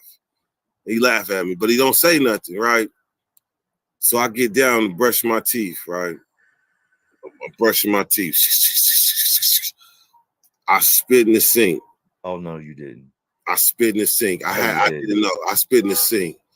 All of a sudden, I'm telling you, this dude's voice boomed off of every wall in that cell. You spit that in the commode. Made me stand up straight. Oh, okay, I got it. At least he was cool about it. That's being cool about it. Shit. Yeah, but I think he knew I was green though. I think he knew I didn't know. But you green. You either green or real disrespectful to spit in the sink, man. There's only two things it can be. Yeah. Fuck you and fuck this cell, or I don't know no better. That's the only two things it can be. Yeah. So he knew it because I didn't even have hair on my face. That's how young I was. No hair. So he knew obviously that I didn't know better. But after that, I promise you, I knew from that day forward. Spit goes in the toilet. You wash your face in that sink. That sink is used for a lot of different things. Like that's the one place nobody don't want your spit in their face. They wash that washcloth out in that sink. You know what I mean? Like there's rules to this shit. You know now. Yeah. There's rules to this. Flush when you shit. You know what I mean? Like every state is run different. Some states you shower butt ball naked, and some states you would shower in your boxers. You know what I mean? Like every state is different. So how was Tracy, man? When it comes to California's prison systems, how would you rate it? I kind of got to skip ahead because the Tracy when I was a kid, like it wasn't the same when I went back. So back you then, been there before. No. I've been there twice. But I said I could skip ahead and kind of describe that Tracy. But the Tracy when I was a kid, like it was a blur. Like when I went through there, the only things I can remember really was that Sibo was there, the rapper. X-Rated was there. They used to have concerts on the yard. Like I breezed through Tracy in a sense. From there, you go to where? From there, I push up to Salinas Valley level 4. The worst of California's criminal offenders get sent here. Level 4, 270. And I didn't know. Explain to them what you just said, level 4, 270. For those that don't know, what's a level 4, 270? What's that consist of? So the highest of the high is level 4, 180. Then the next level under that is level 4, 270. And what that is the design of the yard. You got a 270 design and a 180. The 180 yard had like a fence in the middle of the buildings. Like there's 8 buildings on the yard. So you're going to have D 1, 2, 3, 4, and then a wall that you can't see the other side. And then 5, 6, 7, 8. So that's D lower and D upper. So that's a 180 yard. A 270 yard does not have a fence in between the buildings. You got access to all 5 yards on this 5 buildings on this 270 yard. So you can move more. You can make more happen. There's more movement. Yeah, it's a little more open. Now they got a fence now, but back then they didn't have it. They got a fence though, not a wall. When I push up to there, I think I had made a decision, like for real. In my young mind, like this is my home. I'm asking the people asking me how much time you got. I'm telling them how much time I got. They like, like, so if that's what I got to look forward to, then I'm a man up. This is my house, and I'm gonna learn everything that I can to survive. So when I push up, I was blessed to have my mom's ex-boyfriend on the yard. He was just in the county with me. That's crazy. I could have went to any yard in CDC and they put me on that yard with D Hunt, my step-pops. So he was able to teach me certain little things. I ain't even been there 3 weeks. The first time I seen somebody get stabbed, right? He came and called it play-by-play. Like, remember, just think, I'm 18 years old, don't know what's going on. And a guy comes up and said he just hit him in the face. He hit that guy in the face over there, that Mexican, over by the bathroom. It's a pisser on the yard. He's squatting up under it, dabbing his face. So in my mind, I'm like, damn, he must have punched him hard, a motherfucker in his face. He leaking, right? Come to find out, he didn't punch him in the face because he told he hit him in the face. He really meant he stabbed him in the face. Mm-hmm. So I'm like, oh, so he's saying, son, now watch this. You see them guys right there? Those are the soldiers. You see, they just went and dug their knives up. Now watch. And the dude that stabbed the shot caller, he had to go. He went and stood by the goalpost and squatted down, right? And he explained it to me in slow motion as they walking up to him. He put his back to the wall. All you saw was knives in the air. All you saw was knives in the air. That one person, I mean, he held his own, but they stabbed him the fuck up. And that was my first experience with seeing somebody get stabbed on this yard. I hadn't even been in prison 3 weeks. I would become desensitized to stabbings. At what point did you? I hear a lot of people say, like, and especially with Cali, you got to run with a car. Like, you can run with a black car, you can run with a Spanish car, the white car, and then you got your gangs that run with your gangs. At what point did you decide to get down? I ain't had no choice. That was coming in the door. So you came in. I mean, did it give you the option, like you could run blood, you could run Crip, or none of that? Nah, it was what you was on the streets is what you is now. I mean, there was little mistakes I had to make, like in Tracy. I remember a guy said, "Is you a Damu?" I said, "No, I'm a blood." The whole time Damu was blood Swahili. I just hadn't learned Swahili yet. Even though I should have knew Damu writers, but I didn't know outside square I was. Even though I knew I was a blood, I didn't know I was a Damu till later. The choice, nah, you ain't had no choice. Like, they know I was from Del Paso Heights, and my hood is Bloods. You think that played in your favor? There's advantages and there's disadvantages, because my first charge was attempted murder.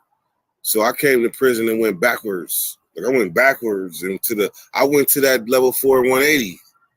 And I started at a 270 and went back. So I had to make some mistakes until I even felt I had a choice to do or to not do.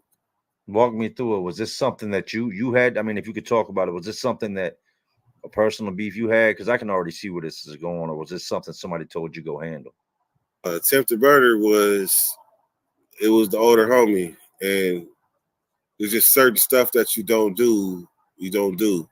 And you don't threaten the shot caller and say, your homeboy, don't give me my money by lunchtime, I'm gonna set it off. And don't tell no blacks. Like, that's just not something that you do, because will come out. The Southsiders are very sneaky. So he went to another race and said this. He went to the shot caller and told the shot So he caller went to the head of another race and said, if and your made a homeboy threat. don't pay me my money, then I'm finna set this off. And he did this without y'all's acknowledgement, without y'all's approval. He did it without us knowing any nothing. warning. So pretty much about sparked a war. Yes. Without y'all knowing. Yes. And so by this time on this yard, I'm sergeant at arms, so I got a little rank already because I've been putting in work. I already had like 4 incidents, so I got a little bit of rank now. So the thing is, we're gonna give you the opportunity to work out. You're gonna do some burpees, and that's gonna be it.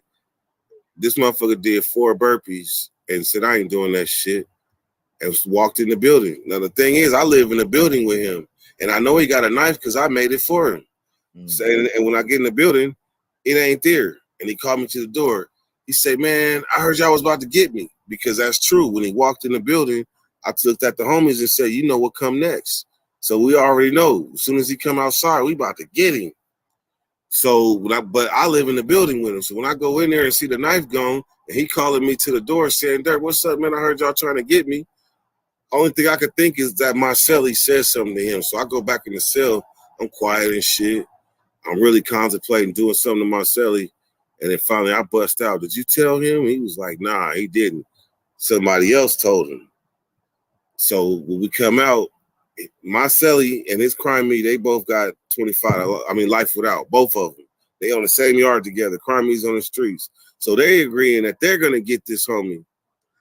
Man, he must have came out the building. They tried to circle him, and he came up out of it and whipped out the knife that I made for him.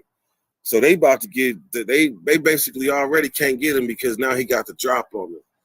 So while this is going on, now picture, this is where this shit get crazy. I know it's long drawn, but this is where it get crazy. There's a concert going on the yard, an inmate concert with bands and shit. So you can imagine there's a crowd on the yard. So this guy, he runs through the crowd. We are chasing him across the yard during this concert. He tries to run to the Muslims and say, hey, man, help, man. These brothers trying to get me. The Muslim dude looked at him, looked up and said, hey, Nation of Islam, follow me, and left him by himself. So we trying to corner him again and try to get him. So then he run to the homeboy. The homeboy is politically tied. He's from SAC, but he's a BGF, so he can't do nothing. So he run to the homie like, help, man, they trying to get me. The homie look him up and down and say, I don't know what you did, but you better get the fuck away from me. So now he's stuck. Now he out there. So finally another homie hit him. Bam. Man, I think the homie was throwing cotton candy because he ate all of that and still was moving.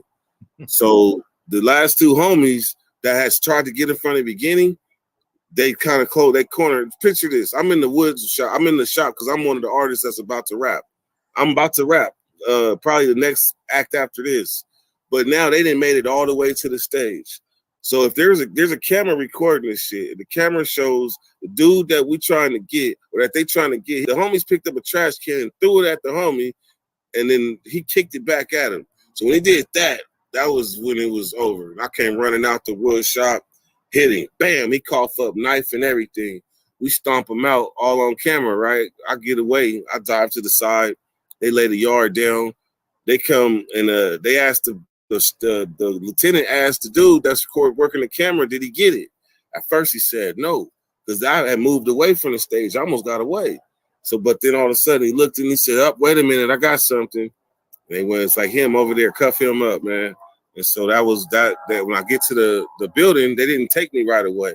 They put me in the shower so I could get all this pepper spray up out my shit. So they end up, I thought we just, got a battery on the inmate, man. And when that program plan of ops form came out that night, it said there was an attempted murder on the yard. So that was my first charge where I went to the hole for attempted murder for that. And he was the one that actually had the knife. In 18 years, man, I'm sure you went to a lot of different prisons. Hell yeah. Which one was the worst?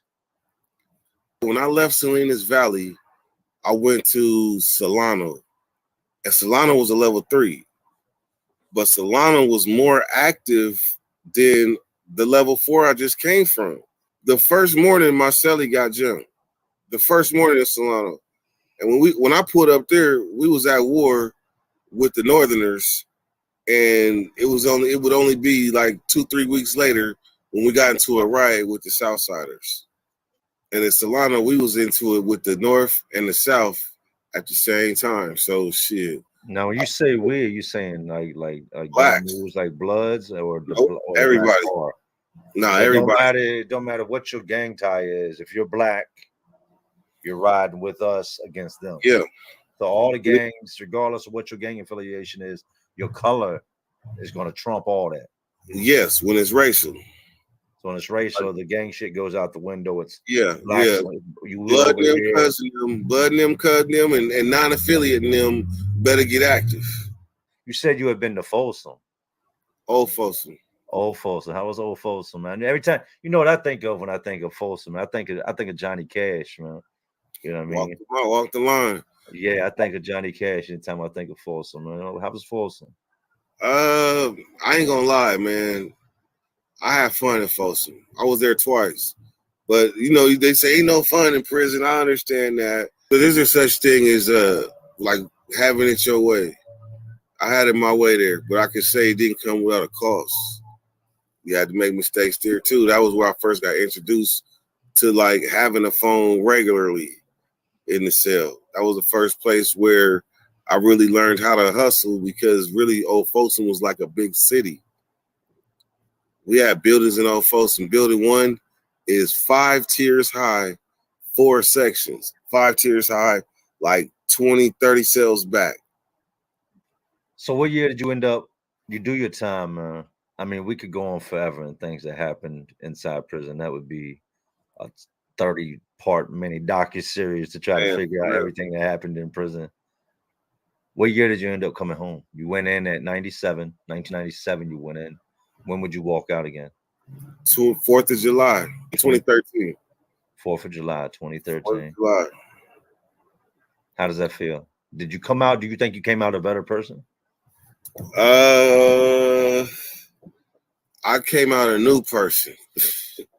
I can't say better. I can say wiser, and I knew right from wrong. So I guess in that aspect you could say better, I guess.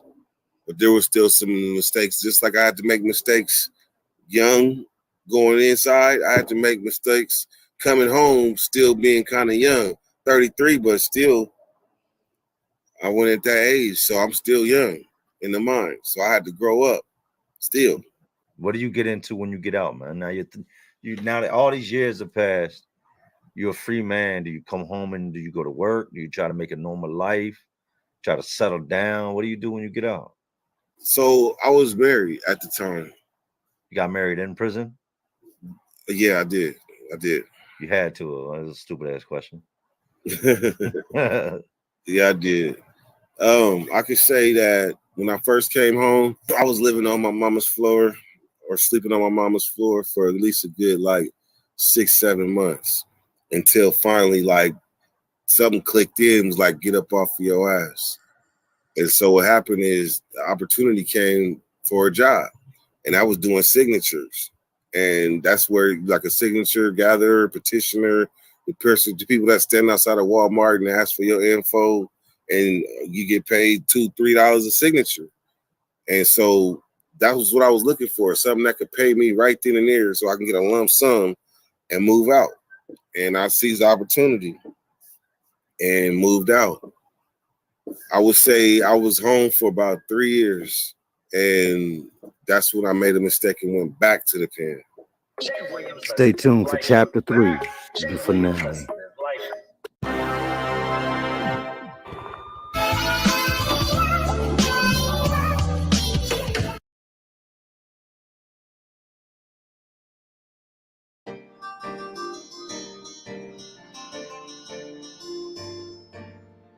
The dub is in the building. Shout out to my subscribers, man. How y'all feeling? So before I forget, shout out Mr. Order, shout out Rocky, and shout out G Montana, man. Y'all, man, for coming through with the comments, man. And you know, y'all motivate me to keep it pushing and keep it moving. So this story right here, man, this story right here, This is the funniest fight I ever had locked up. Funniest fight ever. So I'm in maximum security, juvenile hall. I'm in maximum security, juvenile hall. And I'm playing ping pong, right? You know, in ping pong, you gotta call next. So this white dude in particular, his name was Dibble. Dibble, I probably got distracted or whatever, but Dibble took my motherfucking turn on my ping pong table. So when I come back, I'm like, man, it was my motherfucking turn. He said, no, it ain't. No, it ain't. So so next thing you know, he say, shut your black ass up. I'm like, what the fuck? So I'm going around, we going around the table. I'm like this. We going around the table. I'm trying to corner his ass. So when the staff came, the staff ended up coming. They seen the commotion. They like, what's going on? He was like, his ass tripping with me. I said, yeah, I'm tripping with your motherfucking ass because you took my damn turn. He said, his black ass is lying. I was like, oh, for real. So anyhow, man, they take my snack, they lock me down and shit. They lock him down, right? Actually, they locked the whole unit down because it was tripping. Because he a racist. Dibble was a racist. So next thing you know, man, that evening, shower time. So in maximum security, they cover your door. So you can't see nothing out but the side. You can only see out the side of the door. They put like a flap over it. So when they run in showers, I seen out the side of the flap that Dibble was in the shower. I told Marcelli, I said, I'm about to get this motherfucker. Man, as soon as I go into the shower, it was only me and Dibble. Man, Dibble was on one stall, and I came into the front. When he seen me, I put my dukes up. He said, oh, you want to fight? I said, yeah, and took off. When I swung on him, I connected. Bing, bing. Man, that motherfucker, I swear, that motherfucker somehow got me in a headlock. Okay, let me go back. We butt-ass naked. We both butt-ass naked in this motherfucking shower. Man, this motherfucker, when I swing, I hit him. Bang, bang. That motherfucker put his head down or something. I don't know. It happened so fast. But this motherfucker put me in a headlock. And in the commission of this headlock, man, I had a panic attack because I couldn't breathe. I was bigger than Dibble. I was bigger than Dibble, but damn, he had a hell of a motherfucking headlock. So motherfucking strong that I couldn't get out. So what you think I did? Man, I must have grabbed Dibble by his nuts. I grabbed a handful of dick and balls and picked his ass up like this.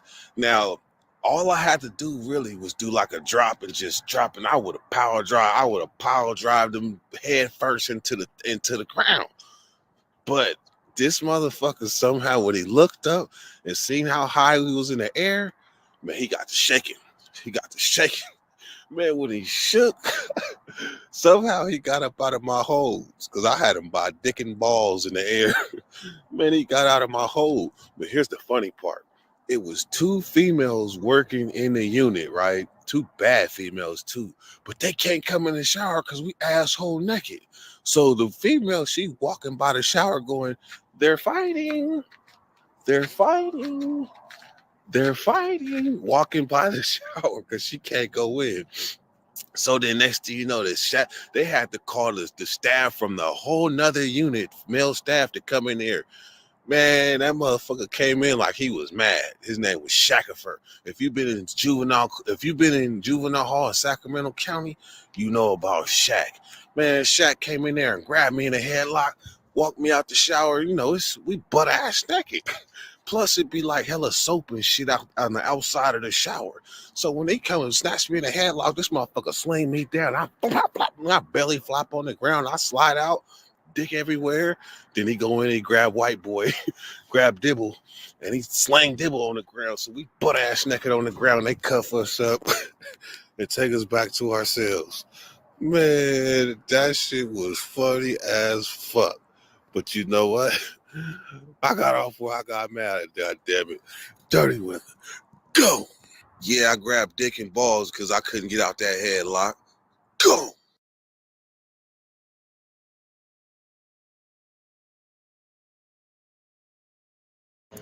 Man, what's happening with my subscribers, man? How y'all feeling today, this morning, tonight? How y'all feeling? Man, so I guess I see y'all. I'm in Atlanta. It's fucking 11 at night. You see this shit? I'm sweating. It's not because I'm fat. It's not because I'm fat. But check it out. This story right here, man. This story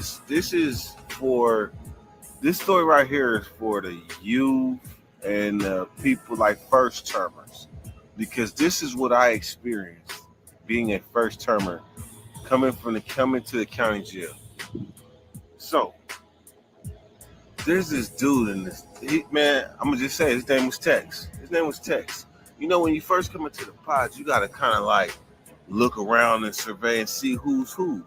You'll see who the aggressive motherfuckers is. You'll see who the cool motherfuckers is. You see where the gang members is. You see where the Mexicans is. You're going to see the dynamics when you come out. But you got to pay attention for who's the apex predators in that motherfucker. See, me, when I come into a spot, I figure out who the apex predator is, and I make him my prey, because he ain't finna do them tactics. Because, I mean, a lot of that should be tactics, man. And I know I ain't about to use one on me. So I identify who possibly, you know, I identify. That's defense mechanism. That's what prison taught me. But that's what the streets taught me. Identify who may possibly be a target. Sometimes you may be wrong, sometimes you may not, but identify. So I looked at Tex, right? He pushing up on everybody in the unit. You know, he roaring up on people and shit. Now I'm coming fresh from juvenile hall. I'm like, man, I hope I don't get into it with Tex. Tex like 23, been a YA and shit. I'm fresh from J unit, maximum security, juvenile hall. I didn't turn 18. They didn't send me to the county. Man, in J unit, anybody been in J unit? No. Man, they used to make us run like 50 laps every time we went outside. We running 50 laps and we working out. So by the time I got to motherfucking county jail, nigga, I was a chiseled little horse. I had a little because I've been working out. These big ass niggas in county jail been eating Dunkin' sticks and honey buns and making spreads with crackers and cheese and cup of noodles and shit. So I'm cool. We ain't had none of that shit in juvenile hall. We just had our standard tray. And then extra snacks we got tonight, but that's it. So I was cool. But anyhow, so when I come into the pod, man, it's me, Tex, and a couple other homies. They from Oak Park. They from Oak Park. So anyhow, man, this dude, I ain't gonna say this dude, because as I look back, you know what? It was wrong. I was pressured, but it was wrong. So anyhow, my Tongan partner, man, he from TCG, man. I know him from girls' school. I mean, not girls' school. I know him from going to school. I know him from juvenile hall being locked up. And me and him never had no problem, man. Because the Tongans and the black, I mean, whatever it was. But, you know, that I ain't had no problems with it. So we at the table playing dominoes, and this motherfucking armpits was stanking. I'm talking about he smelled like an onion patch. It's my partner, though, but he's stanking. Man, they like, so the other bloods at the table, all the old party niggas was like, damn, that nigga got that Bradeffi. It was getting on him. It was like, ooh, that's them Peditskis. Because, man, his shit, I'm smelling like it was onioned out. So, all I could do when the game was over, I was like, hey, bro, you need some deodorant and some other stuff? He was like, nah, it's good. But the old party niggas was like, hey, where your partner from? And I'm coming straight from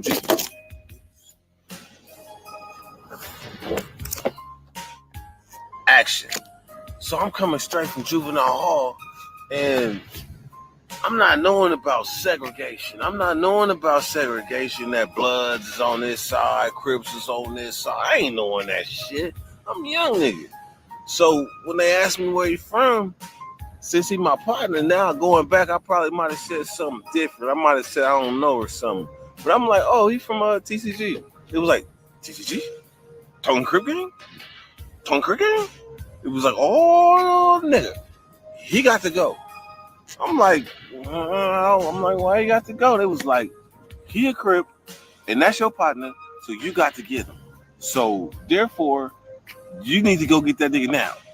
So I'm like, damn, I don't even understand what's going on. I don't even know. They pushing politics on me based on I just came and I'm young. So what ends up happening is I end up going to the blinds. I'm like, hey, come to the blinds. She's like, nah, Hooky. I ain't, cause back then they called me Hooky because I had a impressive hook head.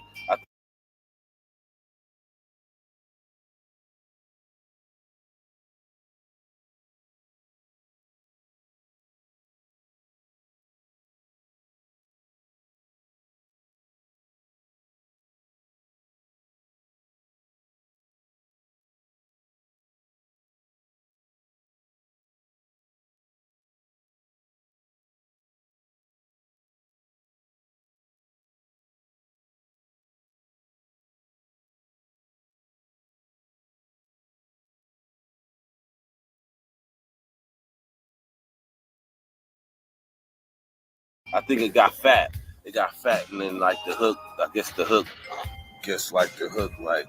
filled in a little bit. I got a little hot dog back here, but the hook filled in. So anyhow, so when we go in the cell, like he had his cell, I had my cell. We was single cell, but I could hear him press the button, man. I could hear him press the button like, hey man, in the county jail, you do not want to press the button unless it's an emergency. You got people that's damn near dying don't even want to press the button. People that's damn near dying don't want to press the button to get the police.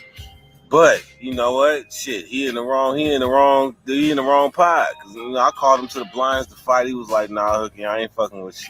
So when they went in, that's when he hit the button and then told him, hey, y'all got me in the wrong spot. They lock everybody down. He come out the cell, gone. Simple as that. But so anyhow, man, I'm in the motherfucking cell. It's the morning time. My cellie Joe from Detroit. They call him Boulevard Bully. But Detroit, Joe Menifee from Detroit, my partner. This nigga say, blood. They was calling somebody else. They was calling somebody up here, one of them things. I know it ain't me, and I know it ain't you, because I know Jeff. I know him from the streets. We went to school together, all this shit. So I'm like, nah, I know it ain't me. So I go down to pan my tray down. Dude from MOB, from Compton. I don't even know why this nigga pushing up on me in my county jail.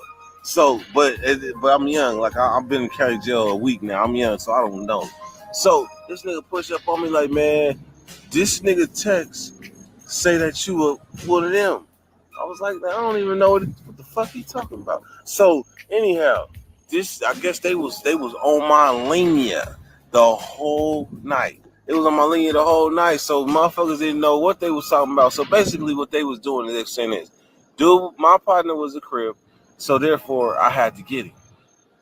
I wasn't in agreement with that. I ain't part of the game, but at the same time, I did buck a little and I called him out to the blinds and he turned it down. I did do that much, but because he escaped, they didn't like that. So they're saying, since that was my partner, I gotta get him.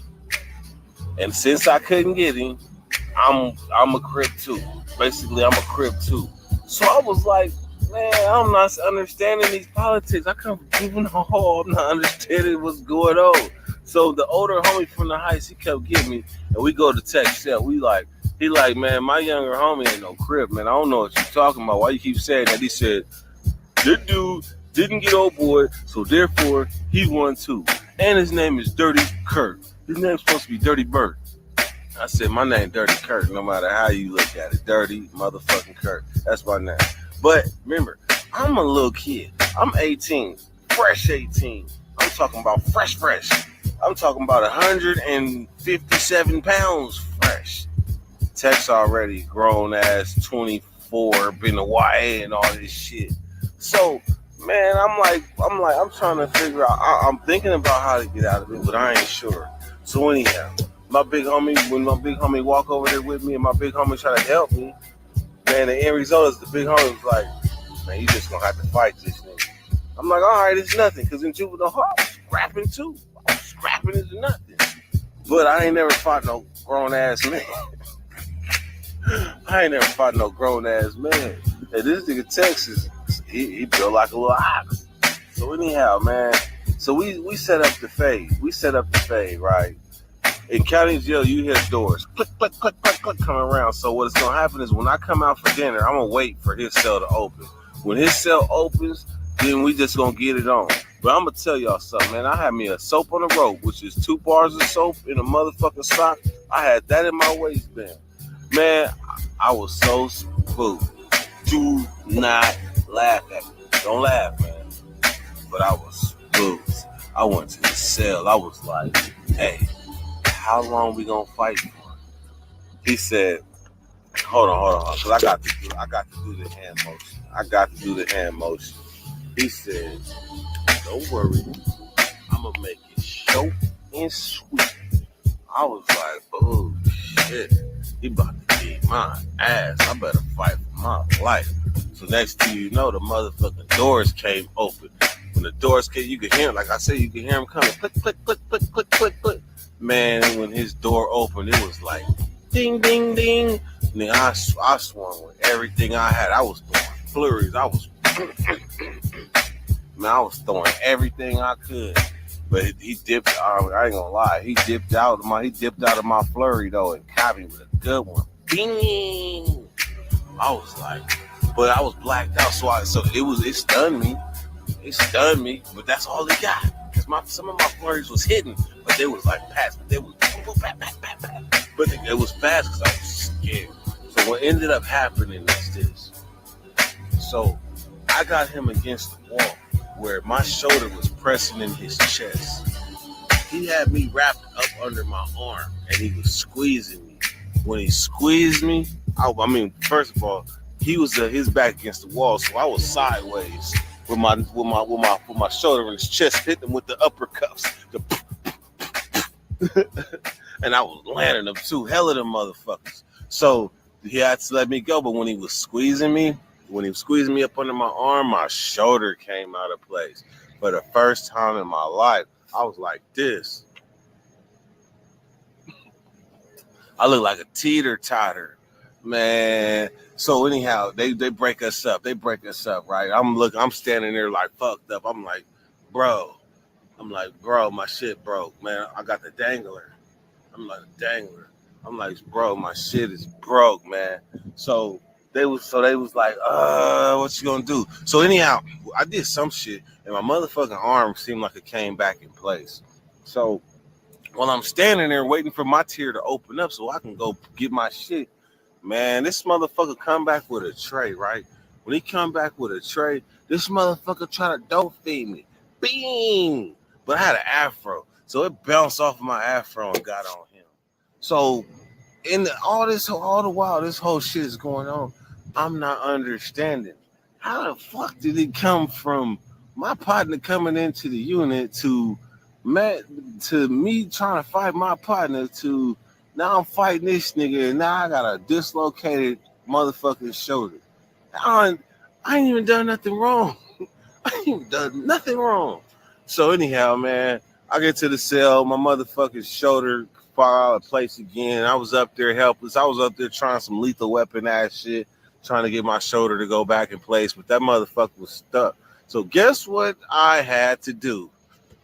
Yes. I had to hit the button. Man, when I hit the button, they said, what happened? I said, I fell off the bunks. They said, oh, another one of those, huh? Man, they came and got me, took me to UC Davis. Man, they put my shit in the shoulder. But from that day forward for at least like another 2-3 years, man, I had a Lego shoulder, man. My shit was coming out for everything. Playing basketball, my shit was coming out on jump shots, just regular jump shots. Bam, shoulder come out. Man, they was calling me Lego shoulder dirt. Lego shoulder dirt. Man, so anyhow, my shit was coming out in reception. My shit was coming out in the pen. My shoulder was fucked up. Then one of my older homies, Lonnie, LB, He told me, man, he said he used to have a dislocated shoulder. If you got a dislocated shoulder, man, you just got to work it out, man. Hella push-ups and shit. Build the cartilage around that motherfucker. My shit ain't dislocated in like 15 years. So that's just if you got a dislocated shoulder, because what'll happen is the muscle will wear down, tear down. You got to build that shit back up. But anyhow, now, in closing, I'm going to tell you something. This dude Tex had a celly, man. They was both on my shit, man, because I was young. I was a young dude, and they kind of felt I didn't know no better. I'm Similac 18. Man, and his celly was like 27. So they really like preying on me, accusing me of being a Crip, and I wasn't. I was nowhere near a Crip. But I didn't have problems with him, so therefore, I didn't have problems with, especially Tongan ones. I had no problem with him. So therefore, and this is the 90s, but so therefore, I wasn't understanding how you could just make me try to jump on my partner when I just come from J Unit, Juvenile Hall, where we all in the same unit together. I had no idea. Man, so what ended up happening, man, is I was in the pen. This is why you have to be careful who you know. You have to know who you're dealing with, because I never forgot Tex or Celly. And what you know, one day I'm in Old Folsom and I see him. Not Tex, but I see his Celly. I said, man, what's up, man? I said, you remember me? I don't have a mean face. I'm like, you remember me? And you gotta think, this dude then went home, had a family, had kids, all the shit. He was like, nah, bro, I have no idea who you are. I said, man, you made my motherfucking life a living hell with you and your celly, man. And I told myself what I'd do to you if I ever saw you again. And right now I'm looking in your face, man, and you don't even know who the fuck I am. He said, man, if I ever did anything wrong to you, man, I apologize, man. I apologize. Man, I was like, man, y'all fucked my shit up, man. Y'all really did me wrong. Man, I ain't had that coming. He said, man, his eye was hella big too. He said, man, I didn't went home. I didn't live lifetimes, man. I don't even remember. He said, when did this happen? I said, 1997. He said, what year is this? I'm like, it's 2009. He said, you remembered this from 12 years ago? You had a problem with me? He said, man, I'm hella sorry, man. And you know what? That's that passive-aggressive behavior that prison teaches you. I had a conversation with one of my folks' family members about passive-aggressiveness. And they had to listen to my reason, because basically passive-aggressive is frowned upon in society. That's true. But at the same time, I explained to them how I was in prison, and if you're outward emotional, then you're deemed a security threat, because you're going to get into it with somebody else, and then you're going to get into it with their partners. Our partner's going to get in, and it's bigger than you just that fast, because you're not in control of your emotions. Because so what happens is you realize most people play defense. In prison, they play defense because there's consequences and repercussions for your actions. So you have to play defense, and then then one day it just goes. That's where that passive aggressive come in. You gotta learn to like bite the bullet and be cool. But I understand. I've been working on that shit. I ain't so much as bad no more. If I got a problem with somebody, I'll tell them nowadays. But passive aggressive, the person ain't gonna tell you. Just gonna wait, and then next thing you know, a person gonna do what they always do normally, and they gonna be then walked into a minefield. Yeah, I see why it's frowned upon, but hey, anyhow, dirty weather. I'm not gone. So anyhow, country, man, the lesson that I learned, man, is be careful who you offend. Be careful who you offend, because you never know. And I never forgot for 12 damn years. 97, 2000, 12 years, I didn't forget how they did me. 12 years. Anyhow, man, y'all see that I haven't been doing stories as much this past week or so, because I've been dabbling with memes and all that. I gotta make time for it, but I've been dabbling with memes, man. But I'm getting good at this shit too. It's interesting. But anyhow, man, I lost 3 subscribers, by the way. I lost 3. I went from 367 to 340. So I lost 3 of y'all, man. I don't know who y'all is, but come back. Other than that, man, y'all have a good day. Shout out Scott. Shout out Sandman. Shout out Couch. And shout out Chief. Shout out TD 2900. Shout out Montana. Shout out AD. Shout out JP. Man, hey, it's too many of y'all to name, man. But I'm glad that y'all rocking with me, man. That's the most important, because when you making these videos, it be up, down, up, down. You gotta find the motivation and everything. But y'all that keep on commenting, y'all keep me going. I don't care if this video get 50 views. I don't even care. I don't care. But I fuck with y'all. Y'all that fuck with me, I fuck with y'all. 130 with it. Come.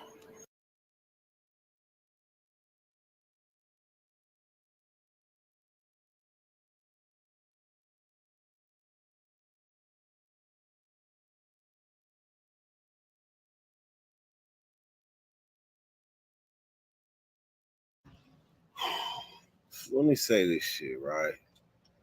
Because motherfuckers seem to be getting Hollywood and real life confused. So let me tell you a story about myself, because people can't seem to get past this Hollywood shit. First of all, I did 20 years total. So off top, I wasn't on no level 1 or no level 2. I was programming. So to make it 20 years, that says something in itself right there. That says that why would you even try to measure a man on a Hollywood show versus reality?